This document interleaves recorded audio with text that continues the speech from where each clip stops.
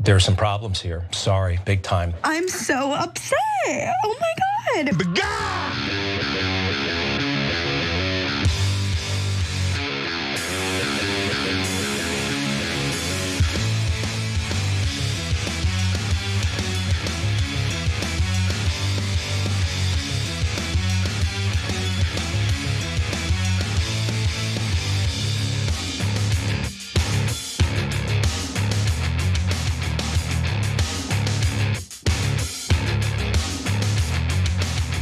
Alrighty, welcome to the Young Turks. Cenk Uygur and Anna Kasparian with you guys. So wild and crazy times. Obviously, a shooting at the White House Correspondents Dinner. We'll tell you all the latest about that.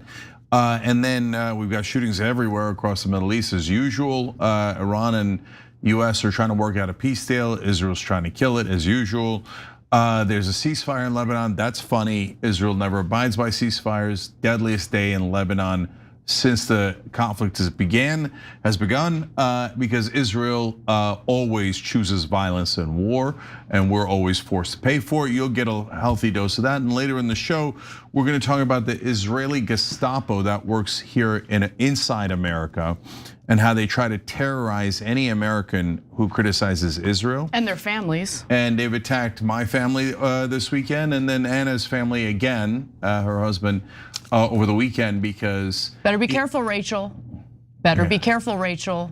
Okay, so that's one of the people that are attacking us. Okay, so yeah, I mean, what Anna's referring to, we'll talk more about it a little bit later, is their number one tactic is if anyone criticizes Israel, make sure that they're fired. They're fired from any job they have, media, politics, doesn't matter. Plumber, accountant, dentist, I've seen it all. Come from my husband, Rachel.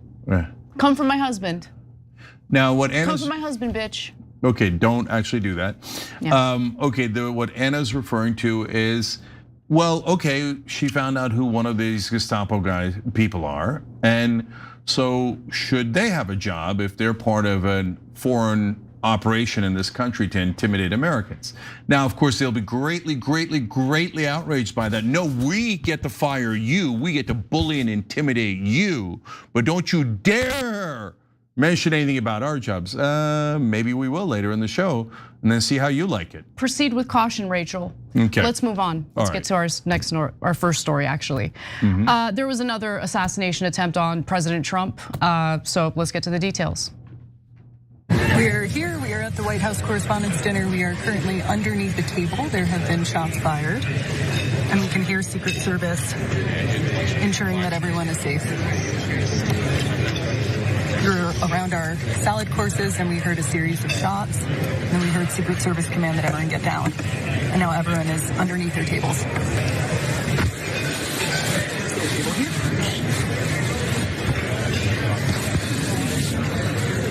Anthony, is that you? An armed gunman was arrested Saturday night after allegedly attempting to assassinate President Donald Trump and other Trump administration officials during the White House Correspondents Dinner. Cenk, your 2 cents. Yeah, it was a shining moment for Kash Patel because he was the first one under the table since he started there. So in all seriousness, thank God nobody got killed or hurt. There was someone shot, we'll tell you about, but they're fine. And we're gonna do a controversial poll here on whether it was real or staged.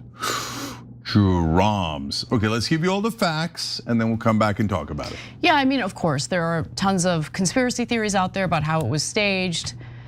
I'll give you the details, you can make up your own minds about it. I don't have an opinion on that. Now, authorities have identified 31-year-old Cole Thomas Allen of Torrance, California as the suspect. According to NBC News, Allen was armed with a shotgun, a handgun, and multiple knives when he rushed the security checkpoint at the Hilton Hotel where the event was taking place. The weapons that he had on him were all purchased legally. Now let's take a look at this footage as I explain what you're looking at. This is the CCTV footage that was actually shared by Trump on Truth Social following the event. Now, gunfire was exchanged between Allen and the Secret Service before he was tackled to the ground and arrested. So initially there had been some reports that he had been killed in a shootout with the authorities, but that did not happen.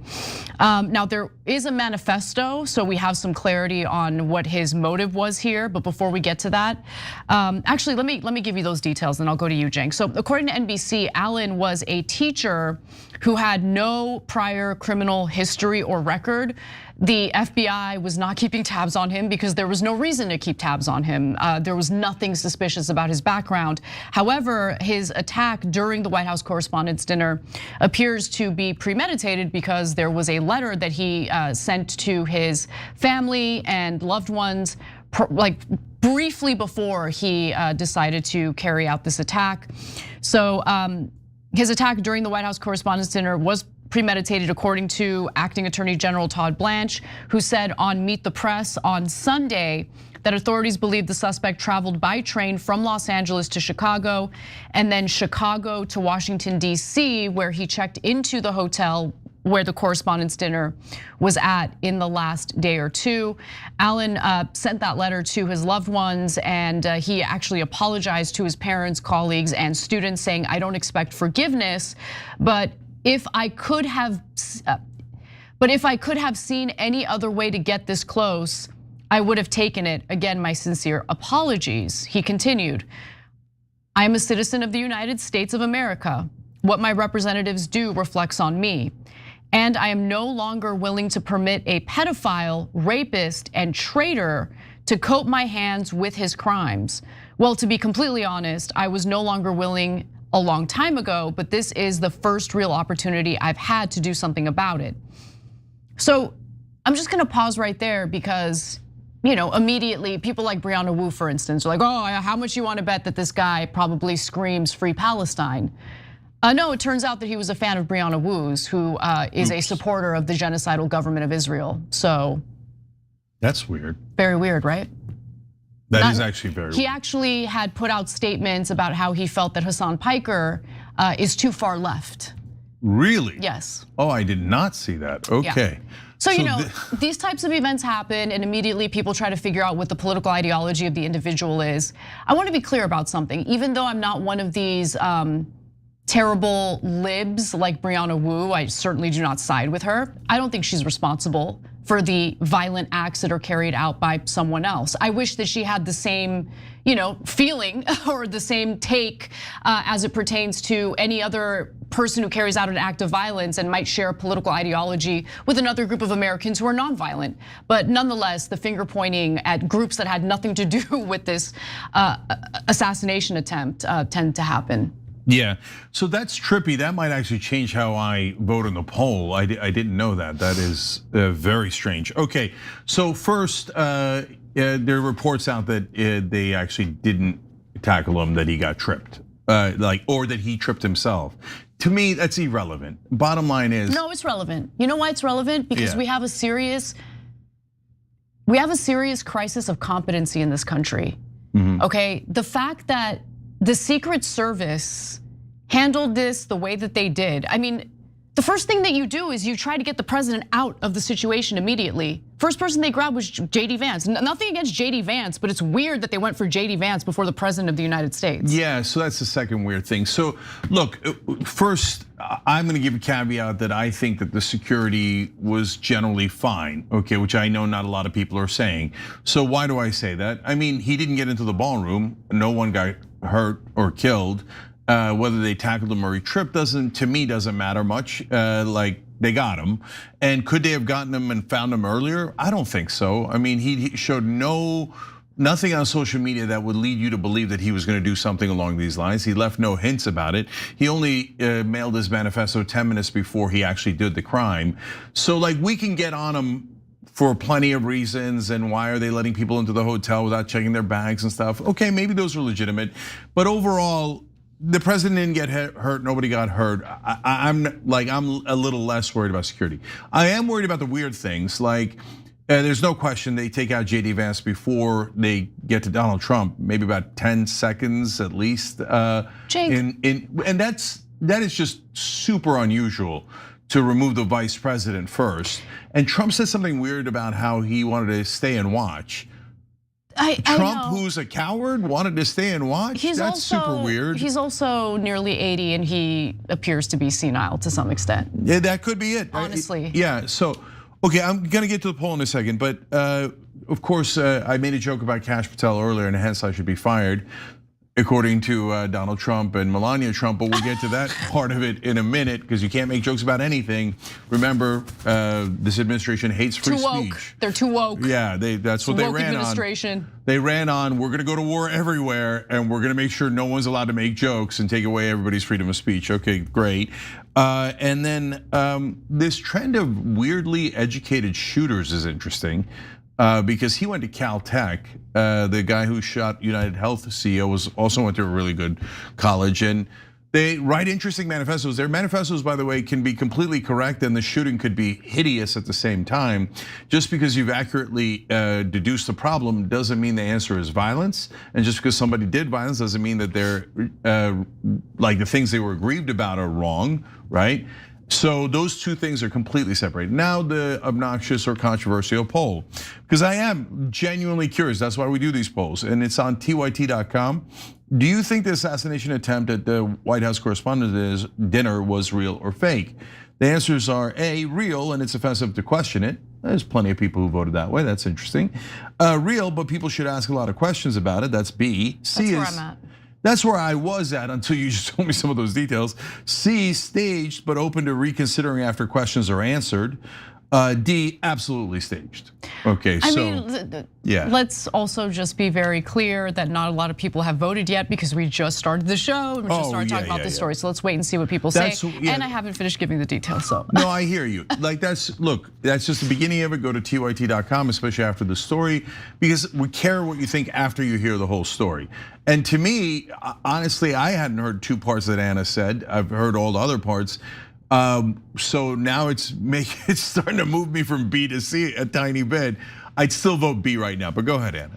Okay, so he also stated that he was not trying to target hotel security, employees or guests, writing in this letter, I would still go through most everyone here to get to the targets if it were absolutely necessary, on the basis that most people chose to attend a speech by a pedophile, rapist, and traitor and are thus complicit. But I really hope it doesn't come to that. He also said, I experience rage thinking about everything this administration has done.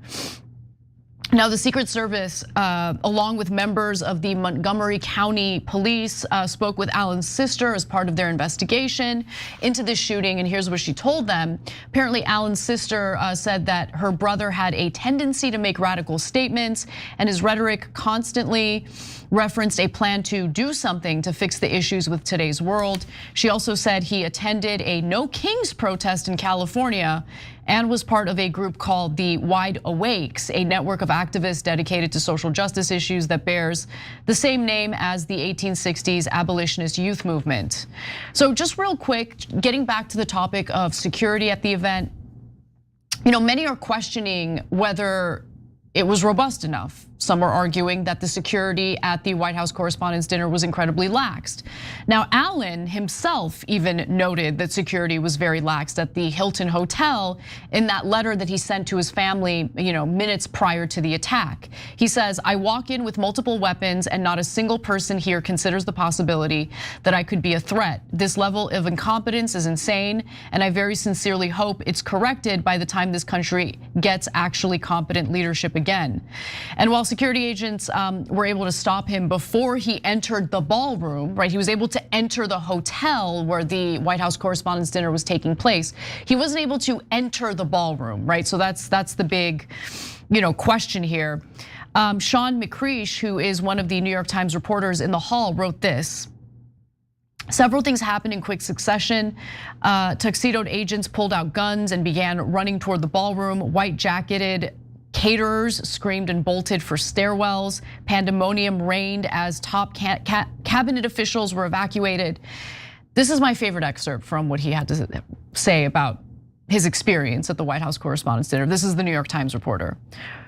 Robert Kennedy Jr. and his wife Cheryl Hines came out and were ushered into an elevator. Then Jeanine Pirro emerged. The FBI director Kash Patel came tearing across the hallway with 2 men in tow. His girlfriend was in a nearby room with a man who appeared to be a member of security detail and who was holding her hand. Drums. What? Okay, maybe we'll get back to that and explore it a little more in depth later when, tensions die down a little bit. But anyway, and then reporters are about to be taken back into the ballroom. The show will go on apparently. Now, eventually the event was ultimately canceled, and the president of the event, I don't know how to pronounce her name, I'm not even gonna try, said that it would be rescheduled, who cares? But just to be clear, security was lax, Cenk. The Washington Post reported that the Trump administration actually provided a lower level of security for the dinner than it has done in many other meetings of top officials, despite the president attending along with several members of his cabinet. In such cases, the Secret Service are often given oversight of all security, and the event designated a national special security event, which did not happen on Saturday, the paper reported, citing local and federal officials. Jake, let's just keep it real. What I thought of immediately when it came to robust security were the conventions, the Democratic convention, the Republican convention. I kid you not, you have to go through security 2 miles ahead of the actual venue where the convention is taking place. There's multiple security checkpoints, but they couldn't do something similar given how high profile this event is for this event? Yeah, well, those are the things that are weird, right? So they got him, so at the end of the day, nothing bad happened, but it is weird to have lower security for this event than other events. It's weird that Trump seemed unbothered. Super unbothered by it. That, you would think that a guy like Trump who complains about lawfare and an election. About everything. He lost, but is pretending to have won, is the most thin-skinned guy, biggest victim ideology mindset you've ever seen. And he gets shot at in Butler, he gets, there's an assassination attempt here, and he seems utterly unfazed by both of those things. That's weird, right? So guys, the fact that it's weird doesn't mean that it settles anything. When I first read the manifesto and found out who it sounded like a very logical story. Some guy who's, on the left, and he's really mad at Trump, and he's mad at our government for not, arresting the pedophile rapists and protecting them, etc. I think a lot of people feel that way, and now taking it to violence is deeply counterproductive and totally wrong and immoral. But that story to me didn't raise any red flags at all. It seemed okay, that does make sense. And I was ready to just move on. I saw instantly everybody's staged, and left wingers and right wingers saying staged, right? And I was like, whoa, guys, hold on, we don't know anything yet. It's been a minute, right? But now we do know some things. But I just mentioned 2. The third one that you mentioned earlier, the one that I didn't know, that's super weird. Now I've worked with Brianna Wu and Hassan in the past, right? Hassan's my nephew. And Brianna and I used to work at Rebellion PAC together. Before she lost her mind, yeah. No, that's okay. That's between me and her. And so, okay, so we don't anymore. But the point is that support, so that hence, I'm not biased in this case. I got no beef with anyone involved, right? So as I look at it, why would a guy who thinks that Trump is doing everything wrong support Brianna Wu and her, at this point, Brianna, in the past when we worked together, she was mainly known as a progressive. She still hates Trump. Right. It's just that she hates Muslims more. So whatever it is, okay, yeah. But the bottom line is that, Israel, he's a fan of Israel, and because there's no one left who likes Brianna Wu, maybe other than me on a personal level, not on the political level, who's a fan of Israel, is not a fan of Israel. Are you? Right? Are you where are you living? Where are you these days? Are you crazy? Libs, normie libs, and I'm not talking about you guys. I'm talking about members of the media, lib politicians, totally love Israel. right? They might have a huge problem with Trump. No, I got you. But like, so Brianna is at this point 200% in favor of Israel. Yes. So there's no one who's anti-Israel or like a diehard left-winger who is like, oh, I love Israel as much as Brianna does. That person nearly does not exist. That person is kind of, that category is almost extinct. I don't know, maybe there's a couple of Destiny bros left. No, but that's what I'm talking, yes, that group, that they exist. I don't think they're representative of Democratic voters, to be honest. I mean, the polling shows they're not representative of Democratic voters. But in terms of media figures or public figures who just have this weird devotion to Israel, but like loathe Donald Trump, yeah, people like that definitely do exist. And he hated Hassan, but he didn't say he hated Hassan. He said that Hassan is too far left. Too far left. Yeah, don't straw man it. Just be very clear about what he actually said. No, Anna, I'm learning from you. Okay, so I thought that's what you said. Okay, because I keep saying that's the one thing I hadn't read before. If Hassan is too far left, what is shooting the president? Like, so it's just, Hassan is mainly known, like he said a lot of things, okay, but he's mainly known as being anti-Israel. So this guy doesn't like a guy who's anti-Israel and likes a person who is pro-Israel, very, very adamantly pro-Israel. Yes. That is strange for a person who's supposed to be so far left that he's willing to shoot the president.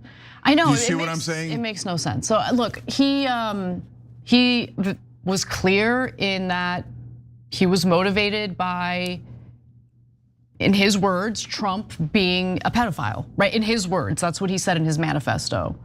So anyway, look, there was some grilling on Fox News about this. So let's take a quick look at Lawrence Jones grilling Kash Patel on, what happened that night and what the security was like. Take a look. The president of the United States is averaging an assassination attempt once a year. And there's still protocols so who's gonna do the investigating of the procedures? Secret Service can't investigate themselves because there's still people in leadership at the Secret Service that were responsible for Butler. How does that happen? It was a failure. Right. I can't speak to Butler, and I agree it was a total failure, absolutely. But I have full confidence in Secretary Mark Wayne Mullen. This country, I mean, the leadership in this country is an embarrassment. Like there's nothing else that I can say about this. And for me personally, my only real take on this story, the only thing that I feel in regard to this story at this point is terror and how desensitized I am. I'm so desensitized by violence after seeing mangled bodies in the Middle East every single day over and over again. Violence is just part of our daily lives now. So, another assassination attempt on the president of the United States. They didn't have enough security. Oh, golly gee. Why is this country's leadership so incompetent? Yeah, so those are all great, fair points. I'm kind of obsessed with, why do I care about the Trump assassination attempts more than Trump does? That's so weird. And he immediately exploited it to talk about the freaking need for a ballroom. Like I just want to go to sleep. I want to go to sleep and I just want to wake up and live in a country that's led by competent people. That's what I want. Yeah, well, you definitely speak for America on that one for sure. But guys, last thing on this. So they then jump onto this ballroom thing and everyone in MAGA tweets the same exact thing, right? And we've got some sort of graphic on it, I think somewhere. Interestingly, like it's like Laura Loomer, blah, blah, and MAGA. Let's go to graphic 11, so embarrassing. But also John Fetterman. So apparently John Fetterman is getting the same talking points that the rest of MAGA is getting. So that's pathetic to the extreme. So it's definitely a talking point. Then the question becomes, wait, did they have that ready before the shooting? Or after the shooting, don't let any crisis go to waste. Use it as an opportunity. Oh my God, we need to foxtrot in the ballroom because of this shooting at the Hilton. Wait, what? Right? So my guess is that they jumped on it after the shooting, not before the shooting. Of course. Yeah. So no, because there's theories out there that they had it planned all along and this was to get the ballroom. But a fake assassination attempt to get a ballroom, that seems less likely. I want to go to one, yeah, I mean, I don't see any evidence of that. I do see the clownish behavior immediately after where it's like, this is an opportunity to really lobby for a freaking ball. I don't care about the ballroom, just shut up about the ballroom. Just build a damn ballroom and shut up. Like that's what I want when it comes to the ballroom. I don't care about the ballroom. I'm sick of These are men.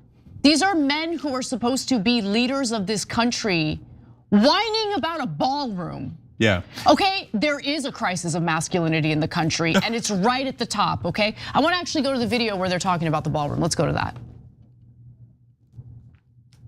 And we looked at all of the conditions that took place tonight, and I will say, you know, it's not a particularly secure building. And I didn't want to say this, but this is why we have to have all of the attributes of what we're planning at the White House. It's actually a larger room, and it's much more secure. It's drone-proof, it's bulletproof glass. We need the ballroom. That's why Secret Service, that's why the military are demanding it. They've wanted the ballroom for 150 years for lots of different reasons, but today's a little bit different because today we need levels of security that probably nobody's ever seen before. The military is demanding it. That's exactly what the military, in fact, right now, that's what the military is thinking about. We must have the ballroom. That's the most important thing. Just build the damn ballroom. Okay, federal judge who put a pause on it, just lift it. Let him build the damn ballroom and have them shut the F up already, okay? How about that? I totally agree. I mean, they got to build something. I don't really care. That's not an issue that affects the American people at all. Like, do you notice that Trump's constantly doing things that are about the elites? Like, oh, I'm going to get the Kennedy Center to be more right wing. Literally, no one in the country cares about the Kennedy Center outside of super rich people in Washington. Okay, and if you're among those people and you really wanted to go to the left wing ballet instead of the right wing ballet, sorry, but literally no one else cares. Oh, the ballroom. Where are they going to do-si-do and and do ballroom dancing? No one cares. Dude, okay? Charlie Kirk gets shot in the throat and killed before everyone, okay? Trump gets asked about it the next day. He immediately pivots to the ballroom. There's something wrong with this man. Yeah. There's something not right with him. Okay? And that's what I was going to go to last, because I'm obsessed with the poll on TYT.com. Am I going to vote B or am I going to vote C? I was so solidly B that no, it's real, but I ask a lot of questions about it, right? But like now, if I get shot at for the second time and it's the third potential assassination attempt, there was a guy who couldn't get the shot off at the golf club, right? I would be furious. I'd be like, what is going on here? How many times am I gonna get shot at? Can we get this under control? I wouldn't be like, and we're gonna have a nice ballroom. It's gonna have golden bathrooms, and the toilets are gonna be great. And we're gonna do some square dancing. The military. No, not the military. Okay, no one cares about the ballroom. Just build it and shut up. Let's move on. Let's take a break. When we come back, we're gonna talk about other things. I picked those drapes in my first term. I just saved curtains.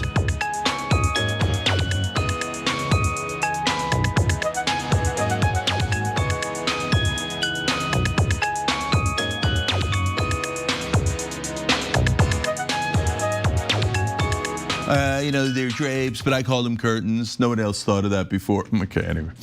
Theater God says the president and the vice president have different Secret Service details.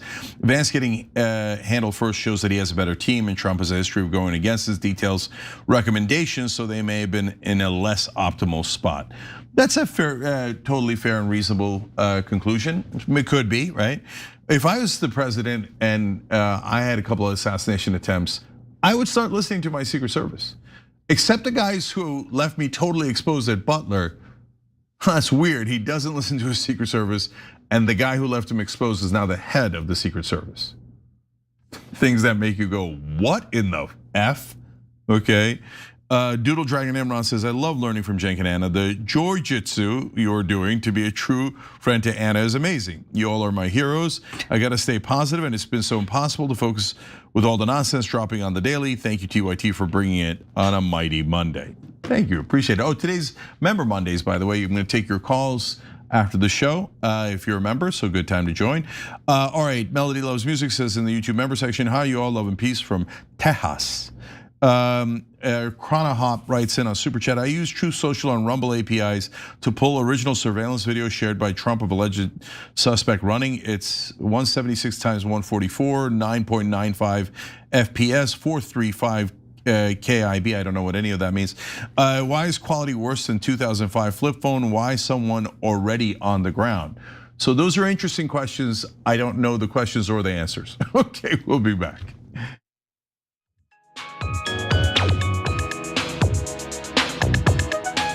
I picked those drapes in my first term. I just saved curtains.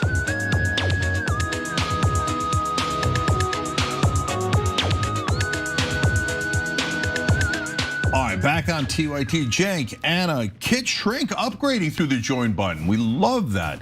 It's not just for joining, it's also for upgrading. And we appreciate that you're supporting the program at a time that we definitely need it. And I love to Scrapbook is also part of TYT now. And so now we've got the scrapbooking community with us, so too strong. All right, now let me tell you guys about one of our sponsors that we like, Ground News. So a lot of people are exhausted by the news right now, we know it. And there's an angle for every story. Every story gets twisted to fit somebody's agenda, and you're just reading it one headline. You're probably not getting the full story. So if you want to know what's really going on, you have to be able to see how the story is being framed. That's really important, and that's why I recommend Ground News. Ground News is an app and website that pulls together reporting from across the political spectrum, so you can compare coverage in one place. I love when you compare different stories. You can compare headlines side by side, see the bias distribution of the coverage, check the factuality ratings of the sources, and even see who owns the outlet reporting on it. If you want to stay informed without getting played by media spin, I think Ground News is a really valuable tool. So ground.news/TYT or scan the QR code that's on the screen. Using our link gets you 40% off the Ground News Vantage plan. Ground.news/TYT. All right, thank you guys. Anna. All right, let's go to updates on Iran, which to be honest with you aren't much of an update. The focus for the administration this week remains on those negotiations between the United States and Iran. You'll remember Saturday morning before the dinner, the president decided not to send special envoys Kushner and Witkoff to Islamabad, Pakistan, over questions about how serious the Iranians were about making a good faith deal. I asked the secretary about the Strait of Hormuz and reports that indicate the Iranians are willing to open it. Following failed attempts to meet this past weekend in order to engage in negotiation talks in Islamabad, Iran has now proposed a new offer that could potentially end the closure of the Strait of Hormuz. But before I give you all those details, we've got to get Cenk's 2 cents. In it. So look, guys, this war is very far from over. So if you keep hearing Donald Trump saying, "Oh, we're almost there," we're going to show you the actual facts here, where we're not even close, and Iran is demanding something that we have said a million times we won't give. But I'm going to tell you after Anna gives you all the facts what the real problem is. So Trump? Well, Israel? Well, okay, so there is a real problem here. And it's not being talked about nearly enough in the rest of the media. So Anna, go ahead, give them the facts. Yeah, so before I give you guys the details of what Iran has offered and what the response has been from the Secretary of State already, I just want to remind you all that we're all suffering the consequences of this war already. Gas prices have shot up significantly, food prices have already gone up. We are just beginning to see the impact of this incredibly stupid war that President Donald Trump decided to engage in based on the special, amazing intel by our special ally Israel. And Israel loves it. Israel doesn't want this to end. They want it to keep going. And we are, again, suffering the economic consequences of this. And keep in mind, we as Americans actually have it pretty easy compared to some of the Asian countries that are heavily reliant on oil from Gulf states, including South Korea, including Japan, including some of our actual allies that we have screwed over at the behest of Israel, which is a cancer on this globe. Now, with that in mind, what is Iran's proposal? Well, they want the United States to do something very simple, okay? Lift the blockade on Iranian vessels. If they do that, Iran has agreed to open the Strait of Hormuz. And then after that, the second level of talks and negotiations can deal with the nuclear program that Iranians might want to pursue. And if you are Iran or a leader in Iran, you certainly would want to pursue nuclear weapons at this point, because you're dealing with a belligerent pariah state like Israel in your region that's unfortunately aligned with the United States, which is a military superpower. So Iran's foreign minister Abbas Araghchi was in Russia today and explained to reporters why plans to hold talks in Pakistan over this past weekend fell apart. Take a look. The Americans' approaches caused the previous round of talks, despite the progress that had been made, not to reach its objectives. The excessive demands they made and the incorrect approaches they adopted. It was necessary for us to have consultations with our friends in Pakistan to examine the latest situation. There is a great deal of alignment in views between us, Iran, and Oman, and we also reached agreements for our consultations to continue at the expert level. All right, so an Iranian official who spoke to Jeremy Scahill over at DropSite News on the condition of anonymity said, "We're currently moving forward with our own design, and we feel continuing negotiations doesn't make sense until the US government lifts the maritime blockade. The scope of the conflict has expanded, and naturally the issue is no longer purely nuclear." Hassan Ahmadian, who is a prominent Iranian analyst and an associate professor at Tehran University, also spoke to DropSite News, saying that the Iranians are saying time is working in our favor for these 3 M's: munitions, markets, and the midterms. These 3 M's help Iran in its position and weaken US positions. And Ahmadian is absolutely right about that. As the Wall Street Journal reported last week, we have depleted 80% of our missile interceptors. Israel is also low on interceptors. And so Iran's like, you guys want to keep going at it? Let's keep going at it. We're the ones who can do some serious damage here militarily, given the depletion of US and Israeli military assets. Ahmadian continues by saying, obviously in the US, they want something to say, quote, "We squeezed Iran and we got this." My perception is that the Iranians are keen to deny the United States that. They wouldn't give what Trump wants as a victory. And here's the problem: Trump has trouble admitting defeat. He's not going to admit defeat, and he's not going to make any concessions to the Iranians, even though the Iranians, whether he likes it or not, certainly do have cards to play here. Now, in regard to what Iran has proposed to the United States in regard to lifting the maritime blockade in order to get the Strait of Hormuz back open, here's what Secretary of State Marco Rubio told Trey Yingst on Fox News. If what they mean by opening the straits is, yes, the straits are opened as long as you coordinate with Iran, get our permission, or we'll blow you up and you pay us, that's not opening the straits. Those are international waterways. They cannot normalize, nor can we tolerate them trying to normalize a system in which the Iranians decide who gets to use an international waterway and how much you have to pay them to use it. Well, I guess that's just a sad day for you, because there's no military way of taking control of the Strait of Hormuz away from the Iranians. And so you have to do something that might be really difficult for the Trump administration, engage in actual diplomacy and come out with a deal so the American people, in fact, the rest of the globe, isn't screwed by the economic devastation that has come along with this stupid war at the behest of the Israelis. So before I continue, Cenk. Yeah. What do you think? So Trump and Israel both went with the philosophy of might makes right. We don't have to follow international law, so we will violate international law in Venezuela in terms of the US and in Iran, and Israel violates international law literally everywhere, right? And they say that they're above the law. So, okay, well, Iran is saying, well, now my might makes right.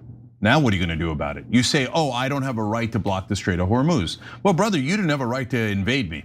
So now 2 wrongs apparently equal a right, okay? So now I'm blocking the Strait of Hormuz and their 3 M's are totally correct. What are you gonna do about it? Your markets are gonna crash and your midterms are coming up and your munitions are running low. So now if you've depleted 80% of your defensive missiles, go ahead, bring your ships into the Gulf. Go ahead, I dare you, right? And then we're at war with you. We have every right to blow up your ships. And so then you could cry about how, oh no, Iran is too strong and boo-hoo, they shouldn't be allowed to do this. Well, apparently there isn't much we can do about it. So what are you gonna do now? So that's why it was so stupid to go into the war in the first place. We barely had any interest in Iran to begin with, but we decided to start a disastrous war that we couldn't end. So now they're got all the leverage and we're screwed. Now, the most important thing, guys, okay, so first let me tell you one more piece of leverage and then I'll tell you the key factor here.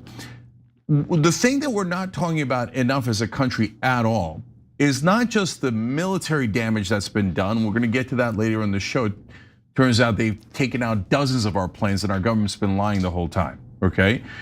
And it's not just the 400 billion new appropriation that they want, $400 billion more for Israel, trillions and trillions and trillions for Israel's wars.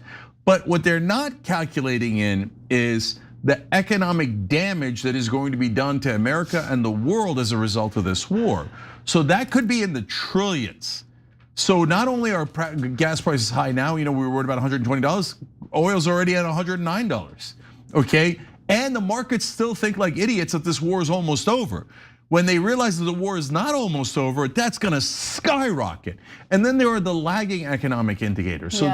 So food prices, aluminum, helium, there's so many other things there. And those don't hit till later because it takes longer for the oil to affect those other products, which then affects their prices. So and the fertilizer, don't forget that 1/3 of the world's fertilizer comes from that region of the world and is transported through the Strait of Hormuz. So farmers right now are furious. They haven't been able to either get their hands on fertilizer, or if they did get their hands on fertilizer, it's incredibly expensive. Obviously, those costs are gonna be passed down to ordinary people, right? Not just in America, but across the globe. There will be a shortage of food across the globe as well as a result of this. Maybe they could get Netanyahu and Trump to provide all the manure that they can handle, given all the manure that they're peddling out as fake propaganda to support this war. So now back to, okay, so we've got this economic calamity coming up. That does not even include if the war continues and we bomb Iran's oil and gas facilities and they bomb the Gulf facilities, then we're talking about an economic catastrophe, the likes of which we haven't seen in our lifetimes. So that's gonna come out of whose pocket, guys? Your pocket. And they're not telling you that now, and the media is not asking about it and not talking about it at all, because the media, along with the Democratic leadership, are all secretly in favor of this war, right? Because beloved Israel asked for it, so they all have to pretend that it's such a brilliant idea. They might criticize Trump around the edges on it, but they're not telling you, holy cow, you're gonna get this albatross put around your neck of trillions of dollars of damage that you're gonna have to pay for. And the Israelis aren't gonna pay for it, they're gonna make you pay for it. So the only two guys I've seen mentioning it are Jeffrey Sachs was on Tucker Carlson's show and he talked about it, and Ro Khanna mentioned it on Meet the Press. So now, finally, this is the most important part, guys. So what is preventing the peace?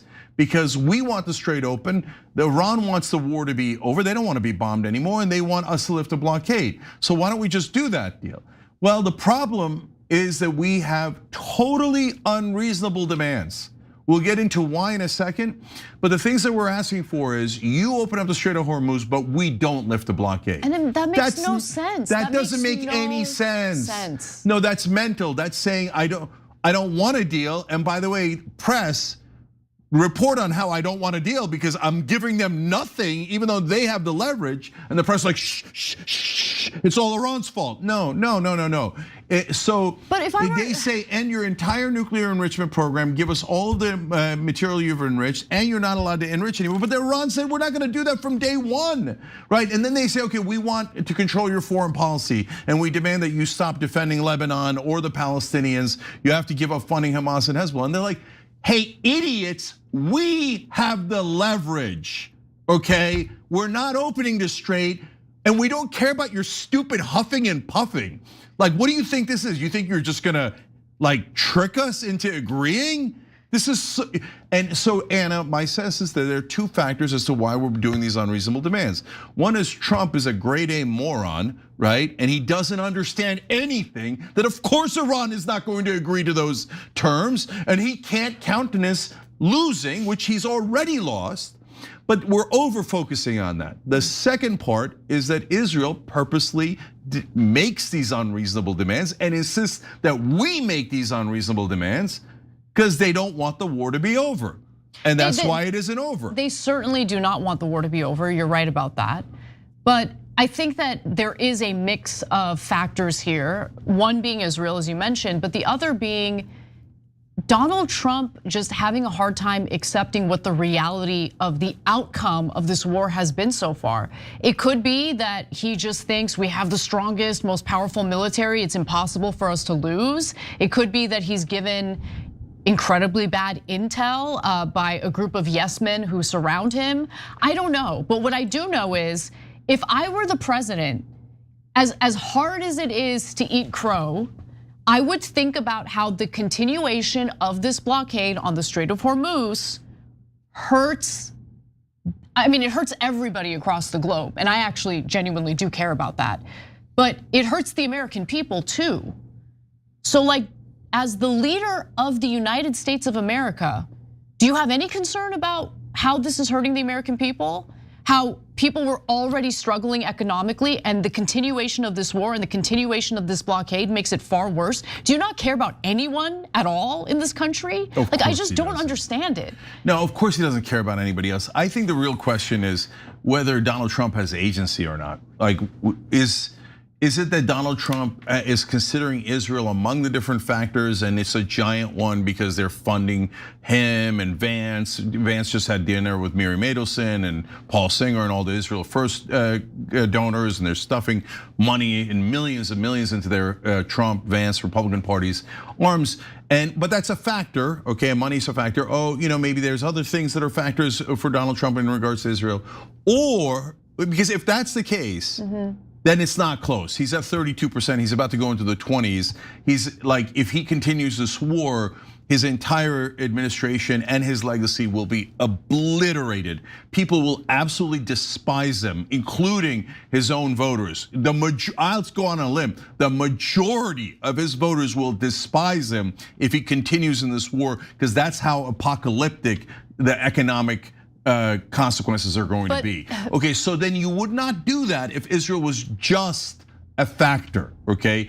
The only reason that you would continue is if you don't have a choice, and Israel is, yes, I'll say it, and I think it's perfectly legitimate to say it, that Israel has blackmail on you, and so you can't let people find out the terrible, disgusting things you've done in your life, so you feel like you have no choice. So you keep saying, oh, Lebanon's not part of the deal because Israel wants to continue to invade and occupy Lebanon.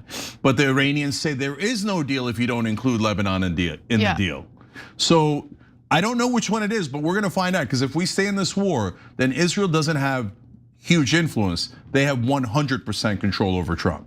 Well, I mean, just to bolster that argument, there was a press release put out by the White House. This is an official White House press release. And the whole point of that press release was to justify to the UN Security Council the illegal war that the United States started against Iran. Now, it is an illegal war. Iran didn't attack us, and we decided to attack them and literally kill the Ayatollah, that's pretty unprecedented. That's not something that's supposed to happen, right? Anyway, so the government comes out with this official press release in order to try to defend themselves and justify the war as a legal war. And it's amazing, because you know what they write in it? They literally write, and I'm quoting it verbatim, the United States is engaged in this conflict at the request of and in the collective self-defense of its Israeli ally. We don't have any security treaty or security pact with Israel at all. So number one, this is not a justification for starting an illegal war with Iran.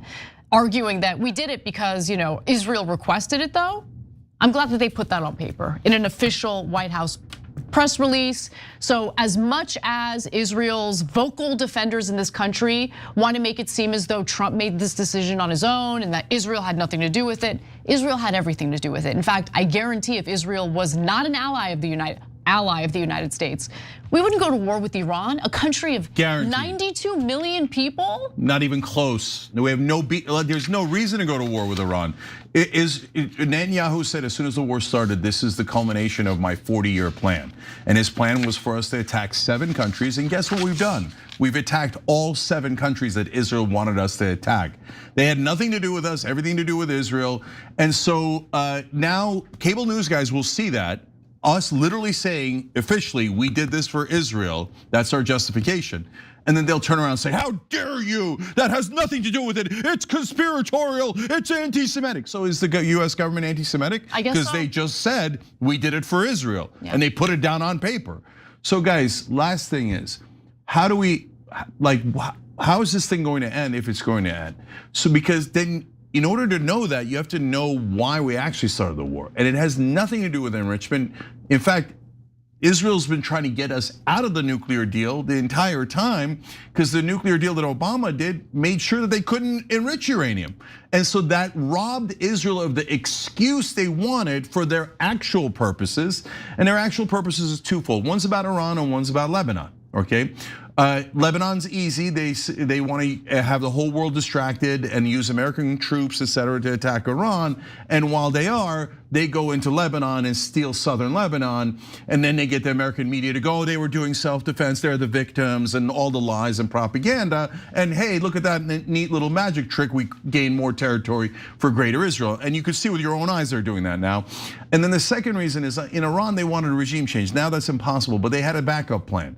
The backup plan is civil war, same thing that they did in Syria and in Libya and in Sudan. So this is a worn path that the Israelis have created. Why do they create civil wars where tons of people die and it lasts decades and it destroys the country? Because they love it? Because, well, no, okay, maybe they also certainly do. Terrorists are sadistic by nature, and that is the entire Israeli government, obviously. But really, the main objective reason is because then that country is too distracted to be able to fund anything that helps the Palestinians or the Lebanese or anyone that Israel is stealing land from.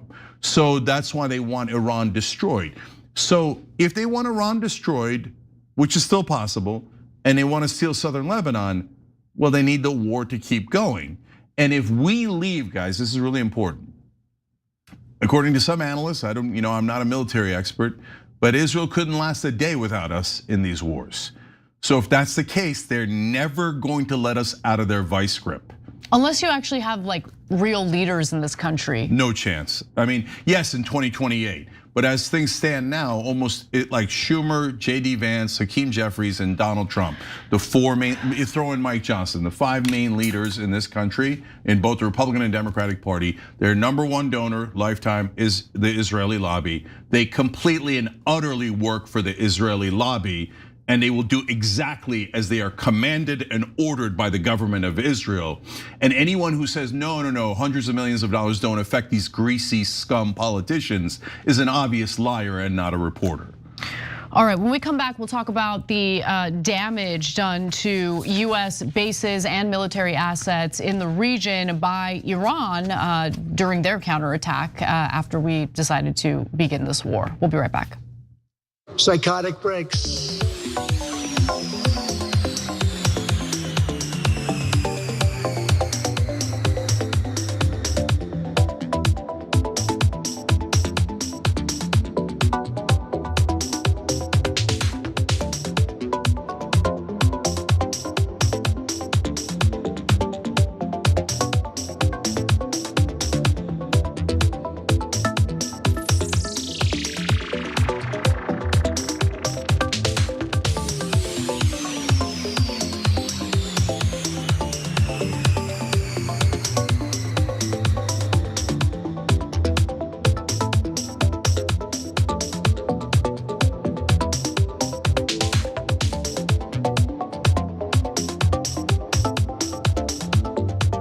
All right, let's go to Super Chat. Pakistani American Hawk Sentinel writes in, I'm reading these blind. I'm gonna be upfront. Jenkins and Anna Valentina Gomez and Deborah Lee look like total angels with perfect smiles and glowy skin, but inside, they're rotten goblin like spoiled mix Milk, spoiled milk mixed with lies in a fancy bottle. Nice looks, but deep inside ugly hearts. No wonder their marriages blow up like a massive yoga. That clears the whole damn room. No offense to Anna and a million others. My marriage is doing real great, okay? We got it on this weekend like Donkey Kong. Okay. All right, okay, you think my marriage is having trouble? No, I don't know what he's referring to. I have no idea, but that was hilarious. Sorry, I don't know if he's referring to Valentina Gomez and Deborah Lee, and I don't even know who Deborah Lee is. It sounded a little crazy. Anyways, okay. So you can go right back in and clarify. Alex sorry, said, hey guys, long time viewer, first time writing in. I think there's more to the ballroom situation. Check out the Dre dossier's reporting on how she thinks they're building a secret data center underneath it. I'm almost convinced. Okay, we'll look into it. Kobe Bryant 3830 says, Cenk and Anna, my favorite smart lefts, love both. Thank you, we appreciate it. We'll be right back.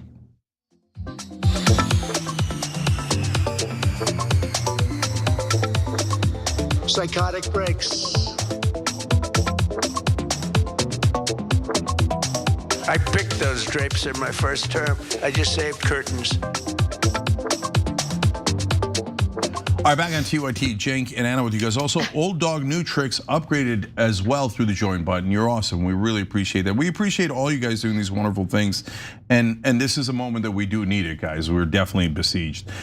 Cylindrical Ferret wrote in on Super Chat. Cenk and Anna, I subscribed at the $100 level after hearing the issues all these Israeli first tools have done. Not simping for attention, but I want to publicly show support. No, brother, I can't tell you how much we appreciate that, right? Because we definitely need it. They have Israel First, you're gonna see later in the show, has attacked our families, but their financial attacks on the company have been significant as well. All right, Anna, back to you. All right, let's talk about the damage Iran has done and how NBC News is kind of late to a story that everyone else paying attention was already privy to, but nonetheless. Turns out Iran has damaged quite a few of our bases and our military assets, and that's according to a new report from NBC News. Cenk, this is not surprising. This is something that has been reported by a lot of independent sources, but NBC News apparently has realized that Iran also has military capability and can do some real damage. Yeah, there's two parts of the story that I find interesting. One is the extent of the damage that they did, including some things that were unprecedented in recent years, which maybe you're tracking it better than I am, Anna, but I was surprised by the level of damage that they had done, which we'll share with you guys in a second.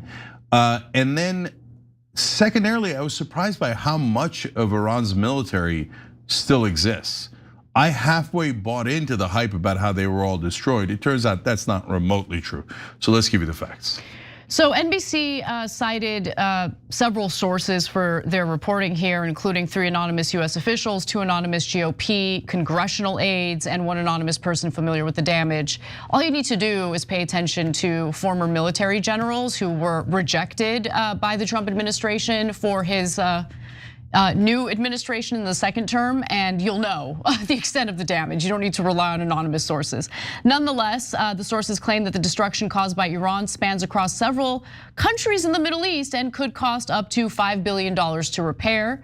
And that's actually a pretty conservative estimate, to be quite frank. More on that in just a bit. According to the sources, Iranian forces managed to strike runways, high-end radar systems. In fact, the radar systems is what they went for first, which was incredibly strategic. Clearly, they had a plan in mind. They knew that the United States was going to attack them, and they knew what they were going to do in response. Dozens of aircraft, warehouses, command headquarters, aircraft hangars, and satellite communications infrastructure. So Iran even managed to bypass American air defenses. So early in the war, an Iranian F-5 fighter jet bombed the US base Camp Buring in Kuwait, despite the base having air defenses, a rare breach that marked the first time an enemy fixed wing aircraft has struck an American military base in years. So since Iran does not have the capability to strike the United States, their plan, once the US struck them and started this war, was to strike US bases in the Gulf region, and that's exactly what they did. Now, these Gulf countries were under the impression that if they host US military bases, that means that it's going to bolster their security. Oops. Well, that didn't happen. In fact, at the very start of the war, Trump said, and he literally said this out loud, that he was surprised that Iran struck US military bases. Could it be because Iran showed a great deal of restraint following previous US attacks on their country? Probably. But you play stupid games, you win stupid prizes. And so now the real question is whether or not these Gulf countries would even be willing to host US military bases should the US government decide to rebuild those bases. But let me continue with more of the damage. So the $5 billion price tag that I had referenced earlier does not include the cost of fixing some equipment like the radar and aircraft that was destroyed, which is gonna cost a lot of money. So Iran hit US bases in at least 7 different countries: Bahrain, Iraq, Jordan, Kuwait, Qatar, Saudi Arabia, and the UAE.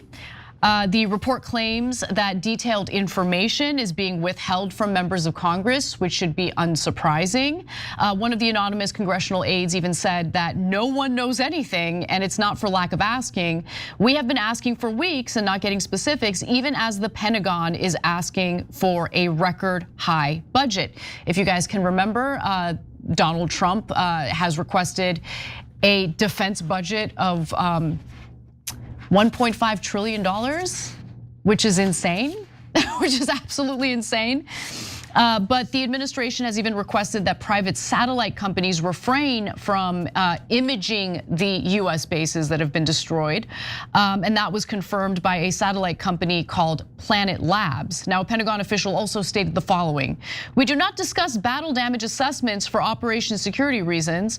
Our forces remain fully operational, and we continue to execute our mission with the same readiness and combat effectiveness." Well, if what we've seen with Iran so far has been the Pentagon's idea of readiness and combat effectiveness, I really don't know what to say. We're in a lot of trouble.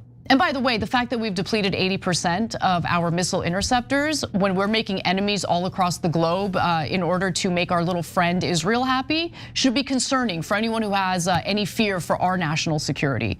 NBC's report also acknowledged that Iran's counterattack could hurt the narrative for the foreign policy hawks that can get effed as far as I'm concerned. The issue could embolden critics of America's military presence overseas who have advocated for shrinking the US presence in the Middle East. One US official and one person familiar with that matter said, well, I mean, I certainly would be in the camp of, if I weren't an American and I were in a country hosting a military base that was getting attacked, yeah, I would be in the camp of maybe we shouldn't host US military bases on our land, but who knows? No, that's obvious. Yeah. They thought that it was gonna protect them, and what it did was it endangered them. And so now Saudi Arabia and UAE are looking around, maybe thinking about doing it. Saudi Arabia, not UAE in this particular case, thinking about doing a deal with BRICS instead of us for security, because they're like, all that Israel and America has brought us is pain and trouble and bombings. So we're now less safe because we were stupid enough to make a deal with the Israelis and Americans, basically. So now let's break this down further. By the way, this was said by one of our members a couple of weeks ago, and it's really stuck with me. It was Israeli and Trump racism that actually cost us dearly, because the Israelis came in and told Trump, oh, these dumb Iranians, they won't even be able to figure out how to close the Strait of Hormuz. Remember, these are savage Muslim terrorists. They don't know anything. Oh, bombing our bases, your bases in the Gulf? They won't be able to do that at all. Remember, they're barbarian, savage cavemen, right? Oops, oops. So I don't know if you know this, but the Persian culture has been around 200 times longer than America has. That's a lot, okay? So, no, sorry, 20. 250 years to 5,000 years. But no, they know things. They're not, oh, me, ooga booga, like the Israelis want you to believe. And so it turns out, not only have they done massive damage, let me just add on to what Anna said. Yeah, the 5 billion number is a joke because it doesn't include all the radar. We lost apparently dozens of planes. Dozens of planes. What happened to we have total control over their airspace? No, apparently we don't, because our planes keep getting shot down. Okay, apparently 3/4 of Iran's air force still exists. So the whole thing of like, they don't have an air force anymore, not true. No, they've totally been obliterated. Yeah, F-5 jet of Iran, as Anna told you, gets past our security and bombs a US base. First time that's happened in years and years and years, right? So apparently their pilots are pretty good and their Air Force still exists. The fast boats are obliterating us in the Strait of Hormuz. They still have plenty of fast boats. And so they don't need to beat an aircraft carrier. They just need the fast boats to plant the mines and leave. So they apparently have an endless source of those. And then on top of all of that, the missiles, we destroyed almost all their ballistic missiles and stuff. No, they have thousands of missiles and drones left. So they have plenty of ammunition left. They don't have the giant ships and planes we have, but they don't need them. But Trump, being like the lowest IQ leader that any country has ever had, was like, our button is bigger than theirs. Our ships are bigger than theirs. Yeah, but brother, Goliath was bigger than David, but the slingshot made a bit of a difference, right? So you've got to calculate, hey, I wonder what that slingshot can do. But apparently everyone in our government is a bunch of morons who are like, it'll be easy against the stupid Muslim savages. Oh no! Well, what happened? What happened, you idiots? Now the entire world economy is in danger, let alone all the people who've been killed by this totally needless war, right? Exactly. So when you look at all this, where we stand now, guys, is not only did the war cost $2 billion a day in the beginning when we're firing off all the rockets, now it's down to $1 billion a day. They're asking for $400 billion extra to fight this war, even though they told us it would be easy and cheap. And then on top of that, there's the economic damage that's coming from all the gas prices and food prices and inflation that's coming. So we're supposed to pay all of this. And Israel says, not enough. Go back into the war and put your stupid ground troops in so they could die instead of Israelis. And we're not done stealing Lebanon, and we're not done trying to create a civil war in Iran so millions of people can die. America's back to work, back to the war, Israel says. And that's where we are today. We're now apparently beholden to our overlords in Israel who demand compliance and that we pay every price there is. So we've lost men, we've lost aircraft, we've lost a significant amount in our military, and finally, 80% of our defensive missiles have already been used up. And Israel says, we don't care, send your ships into the Gulf. And you know why? Because if Iran sinks one of our ships, we're gonna be super angry and we're gonna stay in the war longer. So Israel's like, please, I wonder, Anna, now this is getting over the top. But a lot of people are worried about false flags and like a USS Liberty type situation. Oh, how dare you mention facts?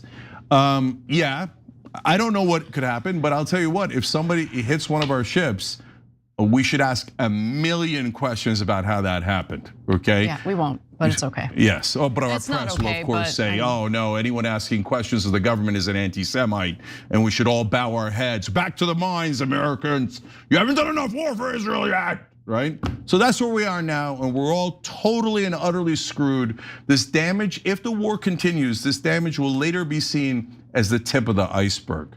And the iceberg is going to be a disaster of epic proportions. All right, we'll come back to just slaughter in Lebanon.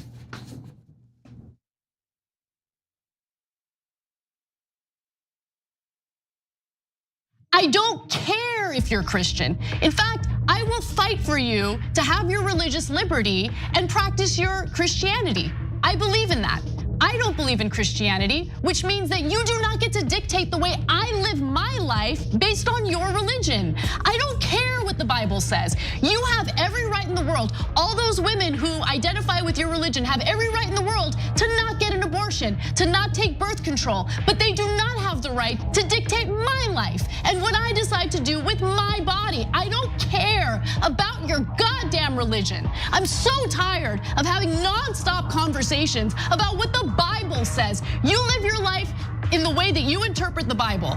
Again, I don't care, but you don't get to take the Bible and tell me, well, the Bible says this in this chapter, in this verse. I don't care. I don't care, I don't believe in it, and I have the right, based on our Constitution, to not believe in it. No part of Gaza has been left unscathed. Ain't a whole lot left. I don't know why they need any more bombs. let us be clear. The United States provided $18 billion in military aid to Israel. Netanyahu, indiscriminate bombardment, have killed more than 50,000 civilians, 60% of whom are women, children, paramedics, and journalists. All of this is against basic human decency. You don't starve children with absolutely no humanitarian aid getting into Gaza. It is a war crime. It is illegal for the United States government to provide Israel with more offensive weapons. History will not forgive us.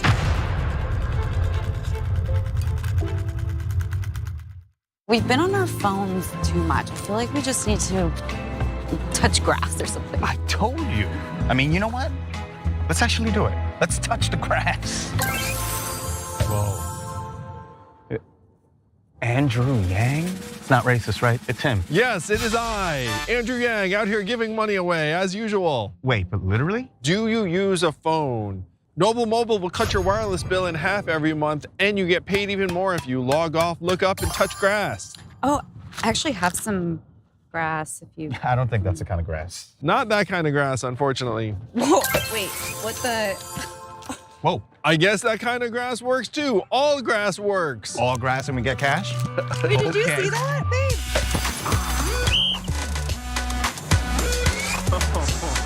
Noble Mobile, make it rain, girl, make it rain, make it.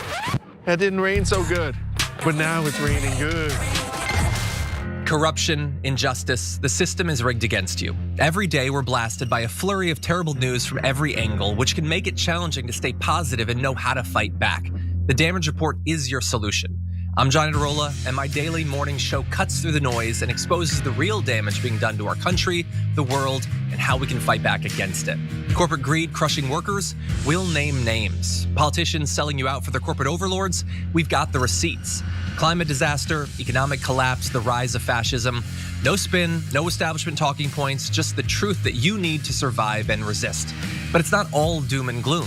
We'd love to have you join the Dragon Squad, our community of positive-minded activists who turn the day's news into positive action.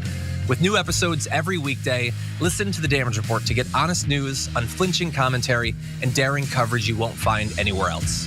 Listen to The Damage Report on Spotify, Apple Podcasts, or wherever you get your podcasts, because understanding the damage is the first step to fixing it. I love cows. Psychotic breaks.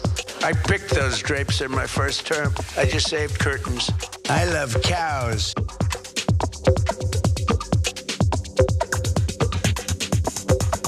I have concepts of a plan. I just do it. All right, back on TYT, Cenk and Anna with you guys. And Rio Han 9064, thank you for upgrading through the join button. You guys are awesome, appreciate you. You guys know that during the almost all the breaks, I read member comments and super chats.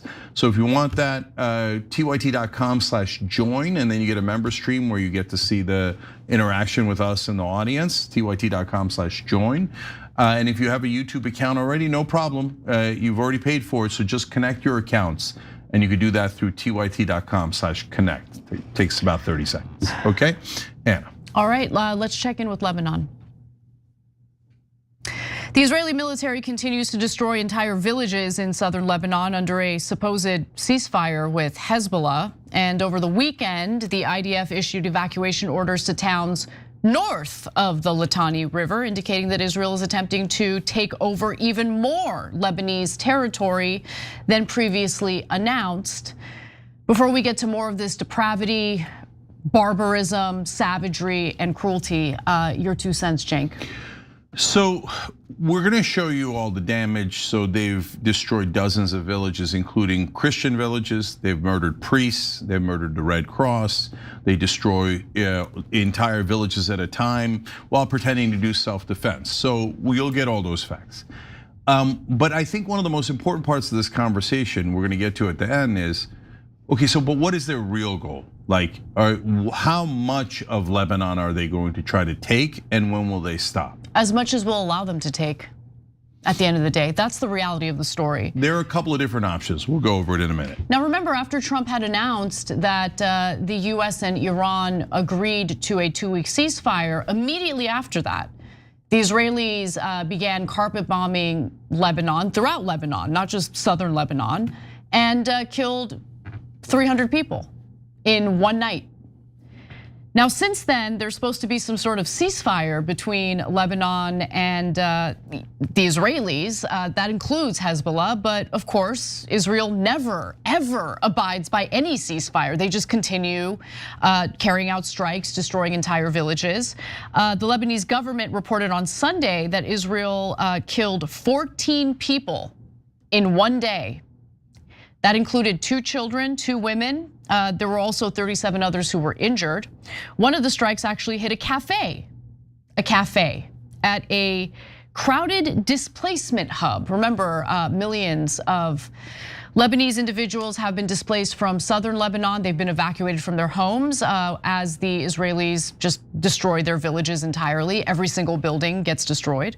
And so what did the IDF say? What was their excuse for killing 6 people by striking a cafe near a crowded displacement hub?